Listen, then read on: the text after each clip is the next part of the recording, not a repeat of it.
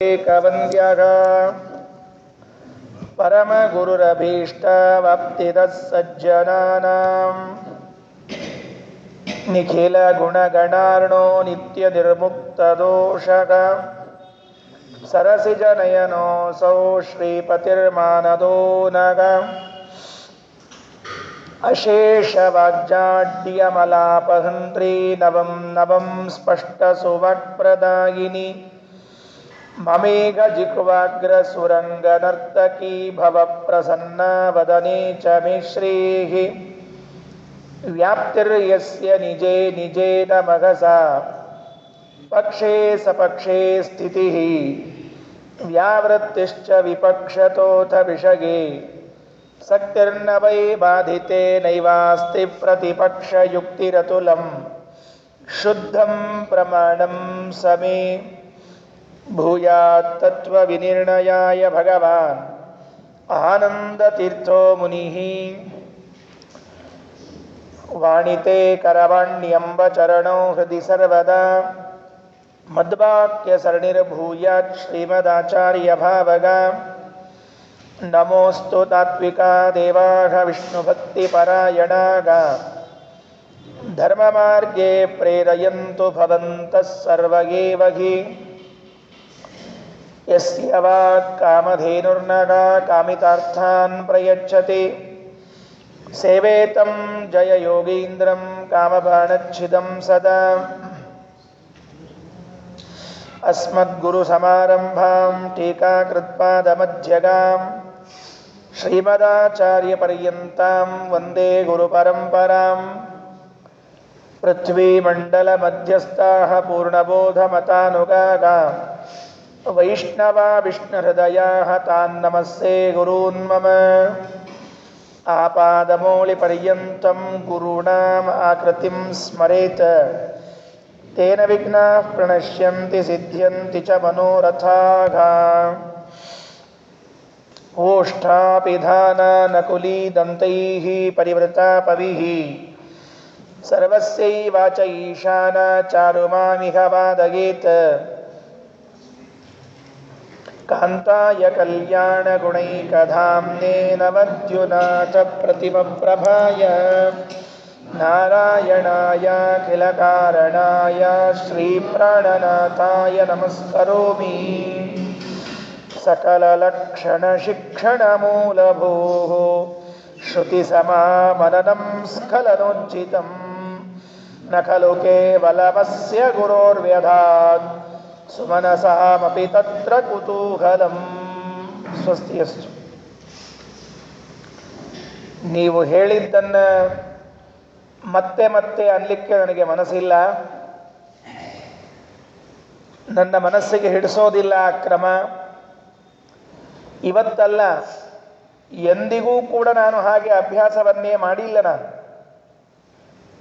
ಈ ಜನ್ಮದಲ್ಲಿ ಹೀಗೆ ಉರು ಹೊಡೆದು ಕಂಠಪಾಠ ಮಾಡಿ ಅಭ್ಯಾಸ ಮಾಡಿದ್ದಿದ್ರೆ ಮುಂದಿನ ಜನ್ಮದಲ್ಲೂ ಹಾಗೆ ಮಾಡಬೇಕು, ಅಥವಾ ಹಿಂದಿನ ಜನ್ಮದಲ್ಲೂ ಹಾಗೆ ಮಾಡಿದ್ದಾನೆ ಅಂತ ಅನಿಸ್ಕೊಳ್ಬಹುದು. ಯಾವ ಜನ್ಮದಲ್ಲೂ ಕೂಡ ನಾನು ಉರು ಹೊಡೆದು ಕಂಠಪಾಠ ಮಾಡಿ ಅಭ್ಯಾಸ ಮಾಡಿದ್ದಿಲ್ವೇ ಇಲ್ಲ. ನನಗಿದು ರುಚಿಸೋದೇ ಇಲ್ಲ ಅಂದರು. ಓಹೋ, ಅಷ್ಟು ಪಂಡಿತನಾ ನೀನು? ಹಾಗಿದ್ರೆ ಮುಂದಿನ ಭಾಗ ಹೇಳಿ ನೋಡೋಣ ಅಂದರು. ಮುಂದಿನ ಭಾಗ ಹೇಳಿ ನೋಡೋಣ ಅಂತಂದ ಕ್ಷಣ ಮಾತ್ರದಲ್ಲಿ ಹಿಂಗೆ ಒಮ್ಮಿಂದೊಮ್ಮೆಲೆ ಕೇಳಿದ್ರೆ ಹೆಂಗ್ರಿ ಆಚಾರ, ಎದುರಿಸ್ಬಿಟ್ಟು ಕೇಳ್ಬೇಕೋ ಬೇಡ, ತಯಾರು ಮಾಡ್ಕೊಂಡ್ರೆ ಬರ್ತಿದ್ವಿ. ಪರೀಕ್ಷಾ ಅದನ್ನು ಮೊದಲಿಗೆ ಹೇಳ್ಬೇಕಾಗ್ತಿರ್ತದೆ. ಇದ್ದಕ್ಕಿದ್ದಂಗೆ ಪರೀಕ್ಷಾ ಅಂದರೆ, ಪರೀಕ್ಷಾ ಅಂತನ್ನೋದು ಇದ್ದಕ್ಕಿದ್ದಂತೆ ತಿಳಿಸೋದಕ್ಕೆ ಪರೀಕ್ಷಾ ಅಂತಾರೆ. 4 ತಿಂಗಳು ಮೊದಲು ಡೇಟ್ ಅನೌನ್ಸ್ ಮಾಡಿ ತಯಾರಾತಿಲ್ಲೋ ಪರೀಕ್ಷೆ ಕೇಳೋಣ, ಇನ್ನೇನು ಕೇಳಿರುತ್ತೆ ಪರೀಕ್ಷಾ ಎಲ್ಲ ತಯಾರು ಮಾಡ್ಕೊಂಡು ಕೂತ ಮೇಲೆ. ಪರೀಕ್ಷಾ ಅಂತನ್ನೋದು ಹೆಂಗಿರ್ತಿತ್ತು ಅಂದರೆ ಇದ್ದಕ್ಕಿದ್ದಂತೆ ಕೇಳೋದಿರ್ತಿತ್ತು. ನಾನು ಒಂದು ಕಡೆಗೆ ಇದ್ದಾಗ ವಿದ್ಯಾಪೀಠದಲ್ಲಿ ಬೆಳಿಗ್ಗೆ ಪಾಠ ಆಗಿರ್ತಿತ್ತು, ಸಾಯಂಕಾಲ ನಾವು ಆಟಕ್ಕೆ ಹೋಗ್ಬಿಡ್ತಿದ್ವಿ. ನಮ್ಗೆ ಗೊತ್ತಿರ್ತಿರ್ಲಿಲ್ಲ. ಸಾಯಂಕಾಲ ಆಟ ಮುಗಿಸ್ಕೊಂಡು ಬಂದಾಗ ಗುರುಗಳ ಮಾರ್ಗದಲ್ಲಿ ನಿಂತಿರಬೇಕು. ಬೆಳಿಗ್ಗೆ ಹೇಳಿದ್ನಲ್ಲಪ್ಪ ಹೇಳು ಅನ್ಬೇಕು, ಗೋವಿಂದ ಹೊಡ್ಸ್ಕೊಂಡೇ ಒಳಗೆ ಹೋಗೋದು. ಹೊರತು ಬಿತ್ತೆ ಅವಾಗ ಅರ್ಥ ಆಯಿತು, ಪರೀಕ್ಷಾ ಅಂತಂದರೆ ತಯಾರಿ ಮಾಡ್ಕೊಂಡು ಕೂಡೋದಲ್ಲ, ಇದ್ದಕ್ಕಿದ್ದಂತೆ ಕೇಳೋದು ಪರೀಕ್ಷಾ ಅಂತ. ಯಾವಾಗಲೂ ತಯಾರಿ ಇರಬೇಕು ಬುದ್ಧಿ. ಆಗ ಆಚಾರ್ಯರು ವೇದೋಚ್ಚಾರಣೆಯನ್ನು ಮಾಡಿದ್ರಂತೆ. ಮುಂದಿನ ಭಾಗ ಎಷ್ಟು ಸೊಗಸಾಗಿತ್ತು ಅಂದರೆ, ಸಕಲ ಲಕ್ಷಣ ಶಿಕ್ಷಣ ಮೂಲಭೂ ಶ್ರುತಿ ಸಮಾಮನನಂ ಸ್ಖಲನೋಜ್ಜಿತಂ. ಶ್ರುತಿ ಸಮಾಮನನಂ, ಶ್ರುತಿಯ ಉಚ್ಚಾರಣೆ ಇತ್ತಲ್ಲ, ವಾಸುದೇವನ ಬಾಯಿಯಿಂದ ಬಂದ ವೇದ ಮಂತ್ರಗಳ ಉಚ್ಚಾರಣೆ ಸ್ಖಲನೋಜ್ಜಿತಂ. ಒಂದು ಕಡೆಗಾದರೂ ಸ್ವರ ತಪ್ಪಬೇಕು, ಅಕ್ಷರ ತಪ್ಪಬೇಕು, ಹ್ರಸ್ವ ದೀರ್ಘ. ನಮ್ಮಲ್ಲಿ ಮಹಾಪ್ರಾಣ ಅಲ್ಪಪ್ರಾಣಗಳನ್ನು ಹೇಳುವಾಗ ಬಹಳ ಬಾರಿ ತಪ್ಪುತ್ತೇವೆ. ಎಲ್ಲಿ ಭ ಅನ್ಬೇಕು ಅಲ್ಲಿ ಬ ಅಂದಿರ್ತೀವಿ. ಭಕ್ತಿ ಅಂತಾರ, ಸತ್ಯ ಹೋಗಿರ್ತದೆ ಭಕ್ತಿ ಅವ್ರದ್ದು. ಭಕ್ತಿ ಮಹಾಪ್ರಾಣ, ಅಲ್ಲಿ ಭಕ್ತಿ ಅಂತ ಬಿಡೋದು. ಅದು ಯಾವ ಭಕ್ತಿಯೋ ಏನೋ ಗೊತ್ತಿಲ್ಲ. ಭ ಮಹಾಪ್ರಾಣ ಇದ್ದಲ್ಲಿ ಅಲ್ಪಪ್ರಾಣ. ಎಲ್ಲಿ ಅಲ್ಪಪ್ರಾಣ ಉಚ್ಚಾರಣೆ ಮಾಡಬೇಕೋ ಅಲ್ಲಿ ಮಹಾಪ್ರಾಣ. ದಾನ ದಾನ ಕೊಟ್ಟು ನಡಿ ಹೋಗಿ ಗೋವಿಂದಾನ. ಮಹಾಪ್ರಾಣ ಅಲ್ಪಪ್ರಾಣಗಳ ವ್ಯತ್ಯಾಸ ಆದಾಗ ಎಲ್ಲ ಎದುರಿ ಕೂತವ್ರ ಪ್ರಾಣ ಒಂಚೂರು ಚೂರೇ ಹೋಗ್ತಿರ್ತದೆ.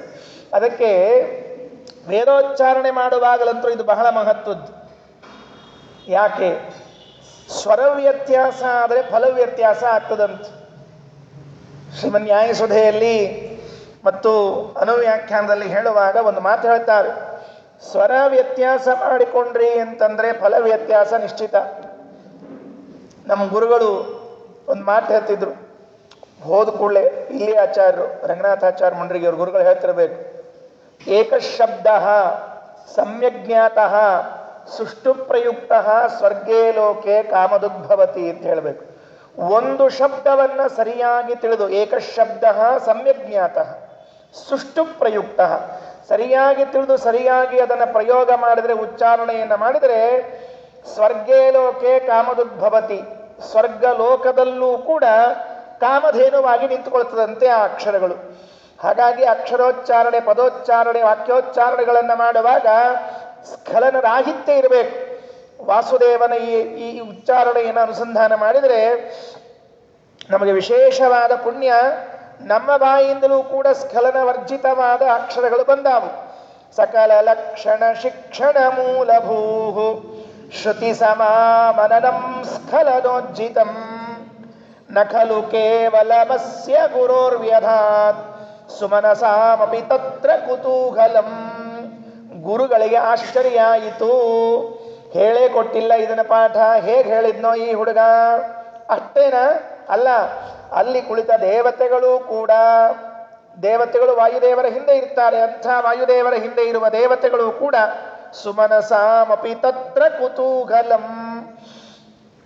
ವೇದೋಚ್ಚಾರಣೆ ವಿಷಯದಲ್ಲಿ ಆಶ್ಚರ್ಯ ಆಯಿತಂತ. ಇಲ್ಲಿ ಹೇಳುವಾಗ ಪಂಡಿತಾಚಾರ್ಯರು ಸಕಲ ಲಕ್ಷಣ ಶಿಕ್ಷಣ ಮೂಲಭೂಹು ಅಂತ ಒಂದು ಶಬ್ದ ಹೇಳುತ್ತಾರೆ. ವೇದೋಚ್ಚಾರಣೆ ಮಾಡುವ ಏನೇನು ಲಕ್ಷಣಗಳು ಅಂತಿವೆಯೋ, ಉದಾತ್ತ ಸ್ವರ, ಅನುದಾತ್ತ ಸ್ವರ, ಸ್ವರಿತ ಸ್ವರ, ಈ ಸ್ವರಗಳು ಅಂತೇನಿವೆಯೋ ಅವೆಲ್ಲವೂ ಹುಟ್ಟಿದ್ದೇ ಈ ವಾಸುದೇವನಿಂದ, ಈ ವಾಯುದೇವನಿಂದ. ಸಕಲ ಲಕ್ಷಣ ಶಿಕ್ಷಣ ಮೂಲಭೂಹು, ಮೂಲವಾದ ಭೂಮಿ ಜನ್ಮಸ್ಥಾನ ಯಾವುದು ಅಂದರೆ ಈ ವಾಸುದೇವ. ಈ ವಾಸುದೇವನೇ ವೇದೋಚ್ಚಾರಣೆಗಳನ್ನು ಹುಟ್ಟು ಹಾಕಿದ್ದು. ಅರ್ಥಾತ್ ಇವರು ಹೇಳಿಕೊಟ್ರೇನೆ ಉಳಿದವರಿಗೆ ಬರೋದು ಅಂತ ಸ್ತೋತ್ರ ಮಾಡಿಬಿಟ್ಟಿದ್ದಾರೆ. ಇದು ಸ್ವಲ್ಪ ಶ್ರೀಮದಾಚಾರ್ಯ ಶಾಸ್ತ್ರಕ್ಕೆ ನೋಡಿದರೆ ಮೇಲೆ ವಿರೋಧ ಬಂದಂತೆ ಕಾಣುತ್ತದೆ. ಯಾಕೆ ಗೊತ್ತಾ? ಎಲ್ಲ ವೇದಗಳನ್ನು ಉಚ್ಚಾರಣೆ ಮಾಡುವುದು ಮೊದಲು ಪರಮಾತ್ಮ. ಸಕಲ ಲಕ್ಷಣ ಶಿಕ್ಷಣ ಮೂಲಭೂಹು ಅಂತ ಕರೆಸಿಕೊಂಡವನು ದೇವರು. ದೇವರೇ ಮೊದಲು ಬ್ರಹ್ಮದೇವರಿಗೆ ತೇನೇ ಬ್ರಹ್ಮ ಹೃದಯ ಆದಿಕವಗೆ, ಅವರು ಹೇಳಿಕೊಟ್ಟ ಮೇಲೇನೆ ಇವರಿಗೆ ಬರಬೇಕು. ಅಂಥದ್ದು ಪಂಡಿತಾಚಾರ್ಯರು ಸಕಲ ಲಕ್ಷಣ ಶಿಕ್ಷಣ ಮೂಲಭೂಹು ಅಂತ ಹೇಳಿ ಇವರಿಗೇನೇ ಇದೆ ಅಂತ ವರ್ಣನೆ ಮಾಡಿಬಿಟ್ರಲ್ಲ ಅಂತಂದ್ರೆ ಅದಕ್ಕೆ ಹೀಗೊಂದು ಅನುಸಂಧಾನ ಮಾಡಿಕೊಳ್ಬೇಕು ಅಂತ ಶ್ರೀಮದಾಚಾರ್ಯರು ಭಾಗವತ ತಾತ್ಪರ್ಯದಲ್ಲಿ ತಿಳಿಸಿದ್ದಾರೆ. ಎದುರಿಗಿದ್ದ ವ್ಯಕ್ತಿಯನ್ನು ಸ್ತೋತ್ರ ಮಾಡ್ತಾ ಇದ್ದೀರಿ ಅಂತ ಇಟ್ಕೊಳ್ರಿ. ಮಾಡುವಾಗ ಸ್ವಲ್ಪ ಬಾಯಿ ತಪ್ಪಿ ಜಾಸ್ತಿ ಶಬ್ದಗಳು ಬಂದ್ಬಿಡ್ತದೆ. ನೀವೇ ನಮಗೆಲ್ಲ ಅಂದ್ಬಿಡ್ತಾರೆ, ಇವನೇ ನಮಗೆಲ್ಲ, ಎಲ್ಲ ದೇವರು. ಆದರೂ ಅವಸರದಲ್ಲಿ ಒಂದೆರಡು ಶಬ್ದಗಳು ಬಂದ್ಬಿಡ್ತದೆ. ಆವಾಗ ಏನು ಅರ್ಥ ಮಾಡಿಕೊಳ್ಬೇಕು ಅಂತ ಕೇಳಿದ್ರೆ ಅದು ಇವರಿಗಲ್ಲ, ಇವರ ಅಂತರ್ಯಾಮಿಯಾದ ಪರಮಾತ್ಮನಿಗೆ ಅಂತ ಅರ್ಥ ಮಾಡಿಕೊಳ್ಬೇಕು. ಇದಕ್ಕೇನು ಕರೀತಾರೆ ಅಂದರೆ ಮಿಶ್ರಸ್ತುತಿ ಅಂತ ಕರೀತಾರಂತೆ. ಹೀಗೊಂದು ಸ್ತೋತ್ರ ಪರಂಪರೆ ಇದೆ ಅಂತ ಗೊತ್ತಿಲ್ಲದೆ ಆಚಾರ್ಯ ಬರುವವರೆಗೂ ಕಾಯ್ಬೇಕಾಯ್ತು ನಾವು. ವಾಸುದೇವ ಬಂದು ಅರ್ಥಾತ್ ವಾಯುದೇವ ಬಂದು ಹೇಳಿಕೊಟ್ಟದ್ದೇನು ಅಂದರೆ ಮಿಶ್ರಸ್ತುತಿ. ಮಿಶ್ರಸ್ತುತಿ ಅಂದರೆ ಎದುರಿಗಿದ್ದ ವ್ಯಕ್ತಿಯಲ್ಲಿ ಹೊಂದುವ ಗುಣಗಳು ಅವನಿಗೆ ಮಾತ್ರ ಮೀಸಲು. ಅವನನ್ನ ಮೀರಿದಾಗ ಅವನ ಅಂತರ್ಯಾಮಿಯಾದ ಪರಮಾತ್ಮ ಇದ್ದಾನಲ್ಲ, ಅದು ಅವನ ಸ್ತೋತ್ರ ಅಂತ ಅರ್ಥ ಮಾಡಿಕೊಳ್ಬೇಕಂತ. ಇದಕ್ಕೇನು ಕರೀತಾರೆ? ಮಿಶ್ರಸ್ತುತಿ ಅಂತ ಕರೀತಾರೆ. ಹಾಗಾಗಿ ಸಕಲ ಲಕ್ಷಣ ಶಿಕ್ಷಣ ಮೂಲಭೂಹು ಅಂತನ್ನುವುದು ಇದು ವಾಸುದೇವನದ್ದಲ್ಲ, ವಾಸುದೇವನ ಅಂತರ್ಯಾಮಿಯಾದ ಪರಮಾತ್ಮನದ್ದು. ಅನಂತರದಲ್ಲಿ ಅಮುಖ್ಯವಾಗಿ ಇವರಿಗೂ ಕೂಡ ಆ ಎಲ್ಲ ವೇದೋಚ್ಚಾರಣೆ ಮಾಡುವಂಥ ಕ್ರಮ ಬಂದದ್ದು ಅಂತ ಹೇಳಿದ್ರು. ಗುರುಗಳಿಗೆ ಆಶ್ಚರ್ಯ ಆಯಿತು. ಗುರುಗಳಿಂದ ಒಂದು ತಂಟೆಗೆ ಹೋಗಲಿಲ್ಲ. ಯಾಕೆ ಸೊಳ್ಳೆ ಇವನ್ ತಂಟೆಗೆ ಹೋಗಬೇಕು, ಮತ್ತು ನಾ ಕೇಳೋದು ನಂಗೆ ಸೇರಂಗಿಲ್ರಿ ಗುರುಗಳೇ ಅಂತ ಹೇಳೋದು, ಮುಂದೆ ಹೇಳು ಅನ್ನೋದು ಮುಂದಿಂದು ಹಿಂದಿನ ಕೂಡ ಹೇಳ್ಬಿಡೋದು. ಈ ಹುಡುಗ ಬರೀ ಮುಂದೆ ಹೇಳು ಅಂತ ಕೆಲವ್ರು ಹೇಳಿದರೆ ಈ ಮುಂದಿಂದು ಹಿಂದಿಂದು ಎರಡೂ ಕೂಡಿ ಹೇಳ್ಬಿಡೋದು.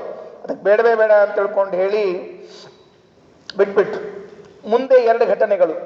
ಈ ಎರಡು ಕಥಾನಕಗಳಾದರೆ ಈ ಮೂರನೇ ಸರ್ಗ ಮುಕ್ತಾಯ. ಯಾವೆರಡದು? ಒಂದು ಗುರುಪುತ್ರನಿಗೆ ಅನುಗ್ರಹ ಮಾಡಿದ್ದು, ಇನ್ನೊಂದು ಗುರುಗಳಿಗೆ ಗುರುದಕ್ಷಿಣೆ ಕೊಟ್ಟದ್ದು. ಎರಡಾಯಿತು. ಎರಡೇ ಎರಡು ಕಥೆ ಆದರೆ ಈ ಮೂರನೇ ಸರ್ಗ ಮುಕ್ತಾಯವಾಗ್ತದೆ. ಒಂದು ದಿವಸ ಈ ಗುರುಪುತ್ರ ಮತ್ತು ವಾಸುದೇವ ಇಬ್ಬರೂ ಕೂಡ್ಕೊಂಡು ಎಲ್ಲಿ ಹೋಗಿದ್ರು? ಕಾಡಿಗೆ ಹೋಗಿದ್ರಂತೆ.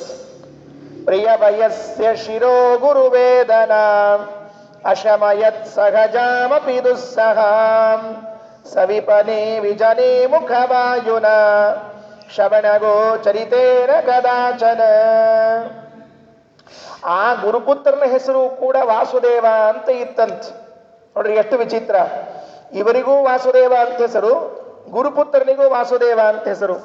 ಈ ಕೆಲವೊಬ್ಬರಿಗೆ ಒಂದೇ ಹೆಸರು ಇದ್ರೆ ಬಹಳ ಪ್ರೀತಿ ಇರ್ತದಂತ. ಏಕನಾಮ ಸದಾ ಪ್ರೀತಿ ಅಂತ ಕರಿತಿರ್ತಾರೆ. ಯಾವಾಗ ಒಂದೇ ಹೆಸರು ಇದ್ಬಿಟ್ರೆ ಭಾರಿ ಪ್ರೀತಿ ಅಂತ. ನಾನು ವಿಚಾರ ಮಾಡಿ ನೋಡಿದೆ, ಯಾಕೆ ಪ್ರೀತಿ ಬರ್ತದೆ ಒಂದೇ ಹೆಸರು ಇದ್ರೆ ಅಂತ. ಏನಿಲ್ಲ, ಇವ ಉಳಿದವ್ರ ಹೆಸರು ಕರೆದಿರ್ತಾನೆ, ಅವರು ಇವ್ರ ಹೆಸರು ಕರೆದಿರ್ತಾನೆ, ಇವ ತನ್ನ ಹೆಸರು ಕರ್ಕೊಳಿಕ್ ಆಗಿರಂಗಿಲ್ರಿ ಎಂದು ಪ್ರೀತಿಯಿಂದ ಬಾಯಿ ತುಂಬ ಕರ್ಕೋತಾರ. ಹೇಳ್ರಿ ನೋಡಂತ. ತನ್ನ ಹೆಸರೇ ತಾವು ಕರ್ಕೋತಿದ್ರು ಅಂದ್ರೆ ಸ್ವಲ್ಪ ಮೇಲಿನ ಫ್ಲೋರ್ ಖಾಲಿ ಅದ ಅಂತ ತಿಳ್ಕೊತಾರೆ ಅಷ್ಟೇ, ಲೂಸು ಅಂತ ತಿಳ್ಕೊತಾರೆ. ನನ್ನ ಹೆಸರು ನಾನೇ ಹೇಳ್ಕೊತಿದ್ರೆ, ಅದಕ್ಕೆ ನನ್ನ ಹೆಸರು ನಾವು ಇನ್ನೊಬ್ಬನ ಯಾರಾದ್ರೂ ಇದ್ದು ಬಿಟ್ರೆ ಕರ್ಲಿಕ್ಕೆ ಭಾರಿ ಇಂಟ್ರೆಸ್ಟ್. ಇನ್ಪ ಅಂತ ಹೆಸರು ಹೇಳಿದ್ರು. ಯಾಕೆ ಅಂದರೆ ನನ್ನ ಹೆಸರನ್ನ ಕರ್ಕೊಂಡ್ರೆ ಹೇಗಿರ್ತದೆ ಅಂತ ಒಂದು ಆನಂದ ಬೇಕಲ್ಲ. ಅದಕ್ಕೆ ಏಕನಾಮ ಸದಾ ಪ್ರೀತಿ ಅಂದರೆ ತನ್ನ ಹೆಸರನ್ನು ತಾನೇ ಕರ್ಕೊಳ್ಳೋ ಆನಂದ. ಇದು ಕೆಲವರಿಗೆ ಇರ್ತದೆ. ವಾಸುದೇವನಿಗೆ ವಾಸುದೇವ ಸ್ನೇಹಿತ. ಇಬ್ಬರು ಒಂದು ದಿವಸ ಗುರುಗಳು ಹೇಳಿದ್ರು ಅಂತ ತಿಳ್ಕೊಂಡು ಈ ಸಮಿತ್ತು ತರಲಿಕ್ಕೆ, ತುಳಸಿ ತರಲಿಕ್ಕೆ ಅಂತ ಕಾಡಿಗೆ ಹೋಗಿದ್ರಂತ. ಅಲ್ಲೇ ಒಂದು ತೋಟದ ಒಳಗೆ ಹೋಗಿದ್ರು. ಹೋದಾಗ ಇದ್ದಕ್ಕಿದ್ದಂತೆ ತಲೆಶೂಲಿ ಬಂತವನಿಗೆ, ಭಾರಿ ತಲೆಶೂಲಿ. ಅವನಿಗೆ ಸಹಜ ಹುಟ್ಟುತ್ತಾನೆ ತಲೆಶೂಲಿ ಇತ್ತಂತ. ಕೆಲವು ರೋಗಗಳೆಲ್ಲ ಹುಟ್ಟುತ್ತಾನೆ ಬಂದ್ಬಿಟ್ಟಿರ್ತದೆ, ಅದು ಸಹಜವಾದ ರೋಗಗಳು ಅಂತ ಕರೆಸಿಕೊಳ್ತದೆ. ನೋಡ್ರಿ, ಹುಟ್ಟುವಾಗ ಕೆಲವು ಶಿಶುಗಳಿಗೆ ಹೃದಯದಲ್ಲಿ ಹೋಲಿರ್ತದೆ ಅಂತ ಹೇಳ್ತಾರೆ, ಇನ್ನು ಕೆಲವರಿಗೆ ಕಿಡ್ನಿ ಇರೋದಿಲ್ಲ ಅಂತ ಹೇಳ್ತಾರೆ, ಇನ್ನು ಕೆಲವರಿಗೆ ಅಂಗ ಹೋಗಿರ್ತದೆ, ಏನೇನೋ ಆಗಿರ್ತದಲ್ಲ ಅದು. ಹಾಗೆ ಇವರಿಗೆ ಒಂದು ಸಹಜವಾದ ರೋಗ ಶಿರೋವೇದನ ಅಂತ ಇತ್ತಂತೆ. ಪ್ರಿಯ ವಯಸ್ಯ ಶಿರೋ ಗುರುವೇದನ. ಪ್ರಿಯ ವಯಸ್ಯ ಅಂದರೆ ಪ್ರೀತಿಯ ಗೆಳೆಯ. ಅವನ ಶಿರೋ ಗುರುವೇದನ, ಬಹಳ ತಲೆಶೂಲಿ ಬಂತು ಅಂದರೆ ಪ್ರಾಣಾಂತಿಕ. ಒದ್ದಾಡ್ಬಿಡ್ತಿರ್ತಾಳೆ, ತಲೆನೋವು ಬಂದ್ಬಿಡ್ತು ಅಂತ ಹೇಳಿದ್ರೆ. ಆಶ್ಚರ್ಯ, ಈ ಕೆಲವು ನೋವುಗಳಿಗೆ ಏನು ಮಾಡ್ಕೊಳಕ್ಕಾಗಂಗಿಲ್ರಿ. ತಲೆನೋವು, ಕಣ್ಣೋವು, ಹಲ್ಲೋವು, ಕಿವಿ ನೋವು, ಏನು ಮಾಡ್ಕೋತ ಹೇಳೋಣಂತ. ಕೈಕಾಲು ನೋವು ಆದರೆ ಬಟ್ಟೆ ಸುತ್ಕೊಂಡು ಕೂಡ್ಬಹುದು ಏನರ ಮಾಡಿ. ಕೈ ನೋವಾತು, ಕಾಲು ನೋವಾತು ಅಂದ್ರೆ ಬಟ್ಟೆ ಕಟ್ಕೋಬಹುದು, ತಲೆಗೂ ಕಟ್ಕೋಬಹುದು ಅಂತ ತಿಳ್ಕೊಳ್ರಿ. ಆದರೂ ಬಹಳ ಕಷ್ಟ ಕೆಲವೆಲ್ಲ. ಹಲ್ಲು ನೋವು ಆದರೆ ಏನೂ ಮಾಡ್ಕೊಳಕ್ ಬರಂಗಿಲ್ರಿ, ಬರೀ ಗಲ್ಲಕ್ಕೆ ಕೈ ಹಿಡ್ಕೊಂಡು ಕೂಡ್ಬೇಕು ಕಷ್ಟ. ಅವ ಗಲ್ಲಕ್ಕೆ ಕೈ ಹಿಡ್ಕೊಂಡು ಕೂಟ್ ನೋಡಿ ಏನೋ ದೀರ್ಘವಾಗಿ ಆಲೋಚನೆ ಮಾಡ್ತಾ ಇದ್ದಾರೆ ತತ್ವಜ್ಞಾನಿಗಳು, ತಿಳ್ಕೋಬೇಕು. ಅವರೇನು ದೀರ್ಘ ಆಲೋಚನೆ ಮಾಡ್ತಿರಂಗಿಲ್ಲ ಪಾಪ, ಹಲ್ಲವಾಗಿರ್ತಕ್ಕೆ ಹಿಡ್ಕೊಂಡಿರ್ತಾರೆ ಅಷ್ಟೇ.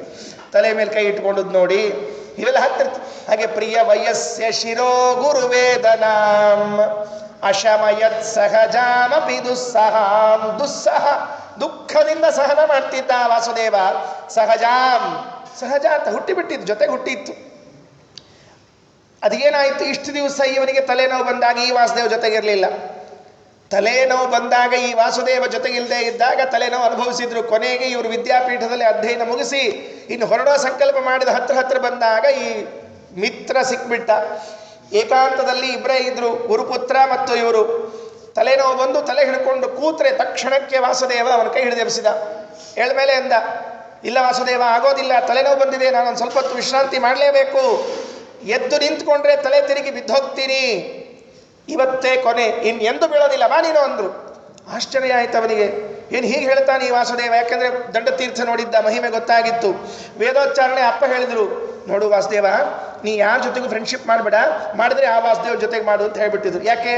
ಬ್ರಿಲಿಯಂಟ್ ಸ್ಟೂಡೆಂಟ್ ಇದ್ರೆ ಫ್ರೆಂಡ್ಶಿಪ್ ಮಾಡು ಅಂತ ಹೇಳ್ತಿರ್ತಾರಲ್ಲ, ಹಾಗೆ ಹೇಳಿದ್ ನೀ ಯಾರ ಜೊತೆಗೆ ಹೋಗ್ಬೇಡ, ಆಟ ಆಡ್ಕೊಂಡು ಕೂಡ್ಬೇಡ, ನಿಂಗೆ ಹೋಗೋದಿದ್ರೆ ಆ ವಾಸುದೇವರ ಜೊತೆಗೆ ಹೋಗು ಅಂತ ಹೇಳಿ ನಡಿಲ್ಲಾಯ ವಾಸುದೇವರ ಜೊತೆಗೆ ಈ ತೋಟಂತಿಲ್ಲಾಯ ವಾಸುದೇವ ಫ್ರೆಂಡ್ ಆಗಿಬಿಟ್ಟಿದ್ರು. ಇವ್ರ ಮಾತು ಕೇಳಿದ ಕೂಡಲೇ ಮೈಯಲ್ಲಿ ಒಂಥರ ರೋಮಾಂಚನ ಆಯಿತು. ಹೇಳು ಅಂತ ಹೇಳ್ತಾನೆ, ಇನ್ನೇನು ಹೋಗೋ ನಡಿ ಅಂತಾನೆ ಅಂದರೆ ಏನರ್ಥ ಇದಕ್ಕೆ ತಿಳಿಲಿಲ್ಲ. ಕರೆದು ಬಳೆಸೆಳೆದು ಸವಿಪನಿ ವಿಜನಿ ಮುಖವಾಯುನ ಶ್ರವಣಗೋ ಚರಿತೇನ ಕದಾಚನ, ಅವನ್ ಹಿಡಿದು ಬಲಗಿವಿಯಲ್ಲಿ ಬಾಯಿ ಇಟ್ಬಿಟ್ಟು ಉಫ್ ಅಂತ ಊದ್ಬಿಟ್ರಂತ ಆಚಾರ, ಅಷ್ಟೇ, ಬೇರೆ ಏನ್ ಮಾಡಲಿಲ್ಲ. ಆ ವಾಸುದೇವನ್ನ ಕರೆದು ಬಲಗಿವಿ ಹಿಡಿದು ಹೇಗೆ ಗುರು ಒಬ್ಬ ಶಿಷ್ಯನಿಗೆ ಮಂತ್ರೋಪದೇಶವನ್ನ ಮಾಡಬೇಕೋ ಹಾಗೆ ಈ ವಾಸುದೇವನ್ನ ಕರೆದು ಬಲಗಿವಿಯಲ್ಲಿ ಇದ್ದು ಉಫ್ ಅಂತ ಊದ್ಬಿಟ್ಟು. ಊದಿದ್ರೆ ಏನಾಯಿತು? ಶ್ರವಣಗೋ ಚರಿತೇನ ಕದಾಚನ, ಒಂದು ಕ್ಷಣ ಈ ವಾಸುದೇವ ಮೈ ಮರೆತು ಬಿಟ್ಟ.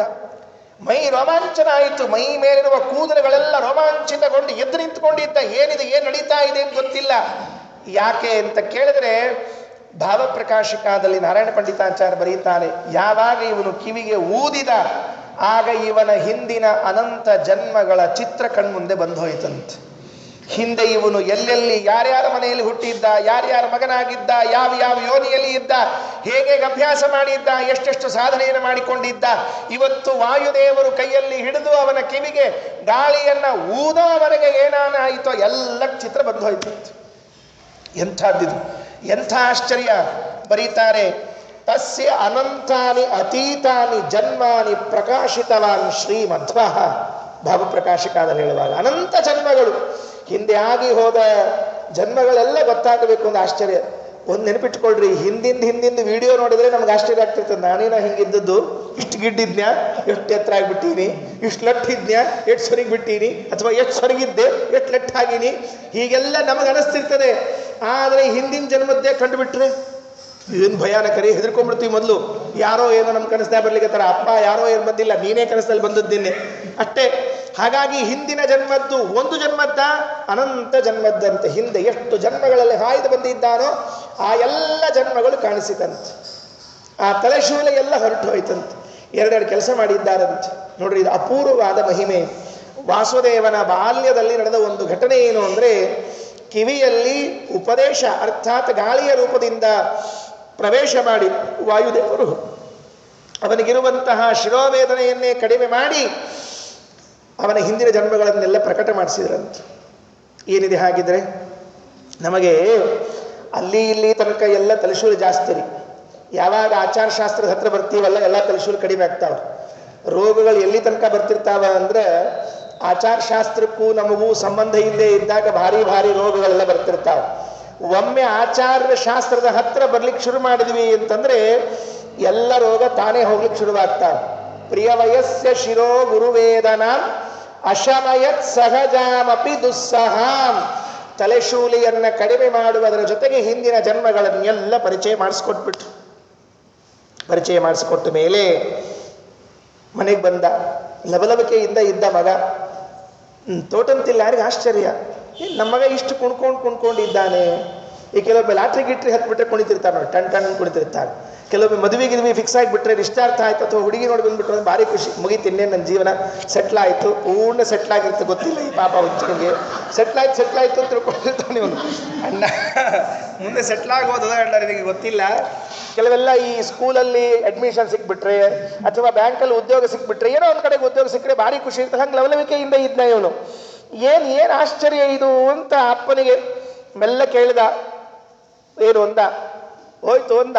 ಗಾಬರಿ ಆಯ್ತು. ಹಿಂಗಂದ್ರೆ ಏನು? ಹಿಂಗಂದ್ರೆ ಏನು ಅಂತ ಕೇಳಿದ್ರೆ ತಲೆ ಮೇಲೆ ಕೈ ಇಟ್ಕೊಂಡು ಹೋಯ್ತು ಅಂತ ಹೇಳಿದ್ರೆ, ಅಪ್ಪ ಹೋಯ್ತು ಅಂದ್ರು. ಏನು ಅಂದ್ರು? ಶೂಲೆಯೇ ಹೊರಟು ಹೋಯ್ತು ಅಂದ್ರು. ಹೇಗೆ ಅಂತ ಕೇಳಿದ. ಯಾರತ್ರ ಹೇಳ್ಬೇಡಪ್ಪ, ಯಾರತ್ರ ಹೇಳ್ಬೇಡ. ಯಾಕೆ? ಈ ವಾಸುದೇವ ಇದ್ದಾನಲ್ಲ, ಈ ಪುಣ್ಯಾತ್ಮ ಒಂದು ಸರ್ತಿ ಉಪ್ಪಂದ್ಬಿಟ್ಟ, ಹೋಗೇ ಬಿಡ್ತು ಅಂದ್ರು. ಆಶ್ಚರ್ಯ ಆಯ್ತು. ತೋಟಂತಿಲ್ಲಾರಂದ್ರು, ಇವನು ನನ್ನ ಮನೆಗೆ ಪಾಠ ಕಲೀಲಿಕ್ಕೆ ಬಂದಿಲ್ಲ, ಪಾಠ ಹೇಳಲಿಕ್ಕೆ ಬಂದಿದ್ದಾನೆ. ಹಾಗಾದರೆ ಇವನಿಂದ ನಾನೇನಾದರೂ ಪಾಠ ಕಲಿಬೇಕು ಅಂತ ಹೇಳಿ ಏಕಾಂತದಲ್ಲಿ ಕರ್ಕೊಂಡು ಹೋಗ್ಬಿಟ್ರು. ಅಧಿಗತೋಪನಿಷಚ್ಚ ಸಕೃಚ್ಛ್ರತ ಪ್ರಕಟ ಭಾಗವತೀತಿ ನ ವಿಸ್ಮಯ ಅಧಿಗತ ನನುಜಾತ್ವಪಿ ನ ಶ್ರುತ ಪ್ರತಿಭಯಾ ಶ್ರುತಯಶತಶೋ ಮುನಾ. ಈ ಒಂದು ಶ್ಲೋಕ ಹಿಂದೆ ವೇದೋಚ್ಚಾರಣೆಗೆ ಸಂಬಂಧಪಟ್ಟದ್ದನ್ನು ಹಿಂದೆ ಮುಂದೆ ಮಾಡಿದ್ದಾರೆ. ಅವರಿಗೆ ಮುಂದೆ ಹೇಳದೇ ಇದ್ದದ್ದೆಲ್ಲ ಹೇಗೆ ಬಂತು ಅಂತ ಕೇಳಿದ್ರೆ, ಹೇಳದೇ ಇದ್ದದ್ದು ಅಂತಿಲ್ವೇ ಇಲ್ಲ, ಅವರಿಗೆ ಕೇಳದೇ ಇದ್ದದ್ದು ಅಂತಿಲ್ವೇ ಇಲ್ಲ. ಎಲ್ಲ ವೇದಗಳು ಬುದ್ಧಿಯಲ್ಲಿ ಇದ್ದದ್ದೇ. ಹೇಳಿದ್ರು ಅಧಿಗತೋಪನಿಷಚ್ಚ ಸಕೃಚ್ಛತ, ಪಾಠ ಕೇಳಿದ್ದಾರೆ ಒಂದು ಸರ್ತಿ ಅದನ್ನು ತಿರುಗಿ ಒಪ್ಪಿಸ್ತಾರೆ ಅಂತ ಅನ್ನೋದು ಏನು ಆಶ್ಚರ್ಯ ಅಲ್ಲ. ಪ್ರಕಟ ಭಾಗವತಿ ಇತಿ ನ ವಿಸ್ಮಯ, ವಿಸ್ಮಯ ಅಂದ್ರೆ ಆಶ್ಚರ್ಯ. ಒಂದು ಸರ್ತಿ ಕೇಳೇ ಬಿಟ್ಟಾರೆ, ಕೇಳಿದ್ದನ್ನು ಹೇಳ್ತಾರೆ. ಆದರೆ ಅಧಿಗತ ನನು ಜಾತ್ವಪಿ ನಶ್ಯತ, ಎಂದೂ ಕೇಳದೇ ಇರುವಂತಹ ವೇದಗಳನ್ನೆಲ್ಲವನ್ನೂ ಕೂಡ ಇವರು ಹೇಳ್ತಾರೆ ಅಂದರೆ ಆಶ್ಚರ್ಯ ಅಲ್ವೇ? ಅದು ಹಿಂದಿನಕ್ಕೆ ಸಂಬಂಧಪಟ್ಟದ್ರೆ ಇಲ್ಲಿ ತಗೊಂಡಿದ್ದಾರೆ. ಆಚಾರ್ಯರು ಗೀತಾ ತಾತ್ಪರ್ಯದಲ್ಲಿ ಹೇಳುವಾಗ ಒಂದು ಮಾತನ್ನು ಹೇಳುತ್ತಾರೆ. ಅಶ್ರುತ ಪ್ರತಿಭಾಯಸ್ಯ ಶ್ರುತಿಸ್ಮೃತ್ಯ ವಿರೋಧಿನಿ ವಿಶ್ರುತ ಋಷುಜಾತಂ ತಂ ವಿದ್ಯಾ ದೇವಸತ್ತಮಂ. ಗೀತಾ ತಾತ್ಪರ್ಯದಲ್ಲಿ 13ನೇ ಅಧ್ಯಾಯದ 26ನೇ ಶ್ಲೋಕದಲ್ಲಿ ಹೇಳುವಾಗ ಒಂದು ಮಾತು, ಯಾರು ದೇವೋತ್ತಮರು ಅಂತ ನೀವು ತಿಳಿಬೇಕು ಅಂದರೆ ಯಾರು ಎಂದೂ ಕೂಡ ಏನೂ ಕಲಿತೇ ಇಲ್ಲ, ನಮ್ಮ ಎದುರಿನಲ್ಲಿ ಕೇಳೇ ಇಲ್ಲ, ಪಾಠಕ್ಕೆ ಬಂದಿಲ್ಲ, ಇದ್ದಕ್ಕಿದ್ದಂತೆ ಹೇಳಲಿಕ್ಕೆ ಶುರು ಮಾಡಿದ್ರು ಅಂತ ತಿಳ್ಕೊಂಡ್ರೆ ಅವ್ರನ್ನ ನೀವು ದೇವತೆಗಳು ಅಂತ ತಿಳ್ಕೊಳ್ಳೋದು, ಬೇರೆ ಏನಿಲ್ಲೇ ಇಲ್ಲ. ದೇವತಾಂಶ ಸಂಭೂತರೇ ಅವರೆಲ್ಲ.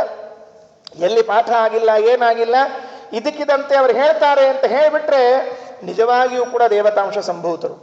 ರಘುತ್ತಮ ಸ್ವಾಮಿಗಳ ಬಗ್ಗೆ ಹೇಳ್ತಿರ್ತಾರೆ. ಅವರು ಆದ್ಯ ವರದಾಚಾರ್ಯರು ತಮ್ಮ ಮನೆಯಲ್ಲಿ ಪಾಠ ಹೇಳ್ತಾ ಇದ್ರಂತೆ. ಹೇಳ್ತಾ ಇದ್ದಾಗ ಇವರು ಮಠದಿಂದ ಪಾಠಕ್ಕೆ ಹೋಗ್ತಾ ಇದ್ರು. ಆದ್ಯ ವರದಾಚಾರ್ಯ ಸ್ವಾಮಿಗಳು ಸಣ್ಣವರಿದ್ದಾರೆ, ಇನ್ನೂ ಬಹಳ ಸಣ್ಣವರಿದ್ದಾರೆ ಉತ್ತಮ ಸ್ವಾಮಿಗಳು. ಬರಲಿ ಬಿಟ್ಟರೆ ಬಿಡಲಿ ಅಂತ ಹೇಳಿ ಸ್ವಲ್ಪ ಉಡಾಫೆಯನ್ನು ಮಾಡಿ ಪಾಠ ಹೇಳಲಿಕ್ಕೆ ಹೋದರು. ಅರ್ಥ ಆಯ್ತು ಅವರಿಗೆ. ಪಾಠ ಹೇಳೋ ಶೈಲಿ ನೋಡಿದ್ರೆ ಗೊತ್ತಾಗತ್ತೆ, ಹೇಳಬೇಕು ಅಂತ ಹೇಳ್ತಾರೋ ಹೇಳಬಾರ್ದು ಅಂತ ಹೇಳ್ತಾರೋ ಅಂತ ಅರ್ಥ ಆಗಿಬಿಡ್ತದೆ ಪಾಠಕ್ಕೆ ಕೂತಾಗ. ಅಂದ್ರೆ ನಾಳಿಂದ ನಿನ್ನ ಪಾಠಕ್ಕೆ ಹೋಗೋದು ಬೇಡ ಅಂದರು, ಮಠದಲ್ಲೇ ಇರೋದು, ಜಪ ಮಾಡ್ಕೊಂಡು ದೇವ್ರ ಪೂಜೆ ಮಾಡ್ಕೊಂಡು ಇದ್ಬಿಡೋಣ ಅಂತ ಹೇಳಿ.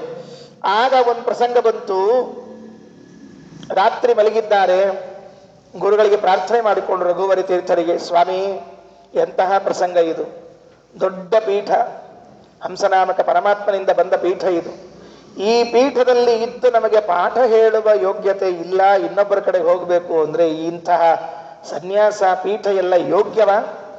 ಬಹಳ ದುಃಖಪಟ್ಟು ಮಲಗಿದ್ರೆ ಗುರುಗಳು ಅನುಗ್ರಹ ಮಾಡಿ ನಾಳೆಯಿಂದ ನೀನೇ ಪಾಠ ಹೇಳ್ಬಿಡು ಅಂದ್ಬಿಟ್ರು. ಅಷ್ಟೇ, ಮುಗಿದೋಯ್ತು. ಎಲ್ಲಿ ಪಾಠಕ್ಕೆ ಹೋಗಿಲ್ಲ, ಕೇಳಿಲ್ಲ, ಬರದಿಲ್ಲ, ತೀಡಿಲ್ಲ, ತಿದ್ದಿಲ್ಲ, ಏನಿಲ್ಲ, ನಾಳೆಯಿಂದ ನೀನೇ ಹೇಳುವಂತ ಗುರು ಅನುಗ್ರಹ ಆಗೋಯ್ತು. ಮರುದಿವಸ ಬೆಳಿಗ್ಗೆ ಸ್ವಾಮಿಗಳು ಬೆಳಿಗ್ಗೆ ಎದ್ದುಕೊಳ್ಳೆ ಸ್ನಾನ ಮಾಡಿ ನಾನೀಗ ಮುಗಿಸ್ಕೊಂಡು ಹುಡುಗರಿಗೆ ಪಾಠಕ್ಕೆ ಬರ್ರಿ ಅಂದ್ರು.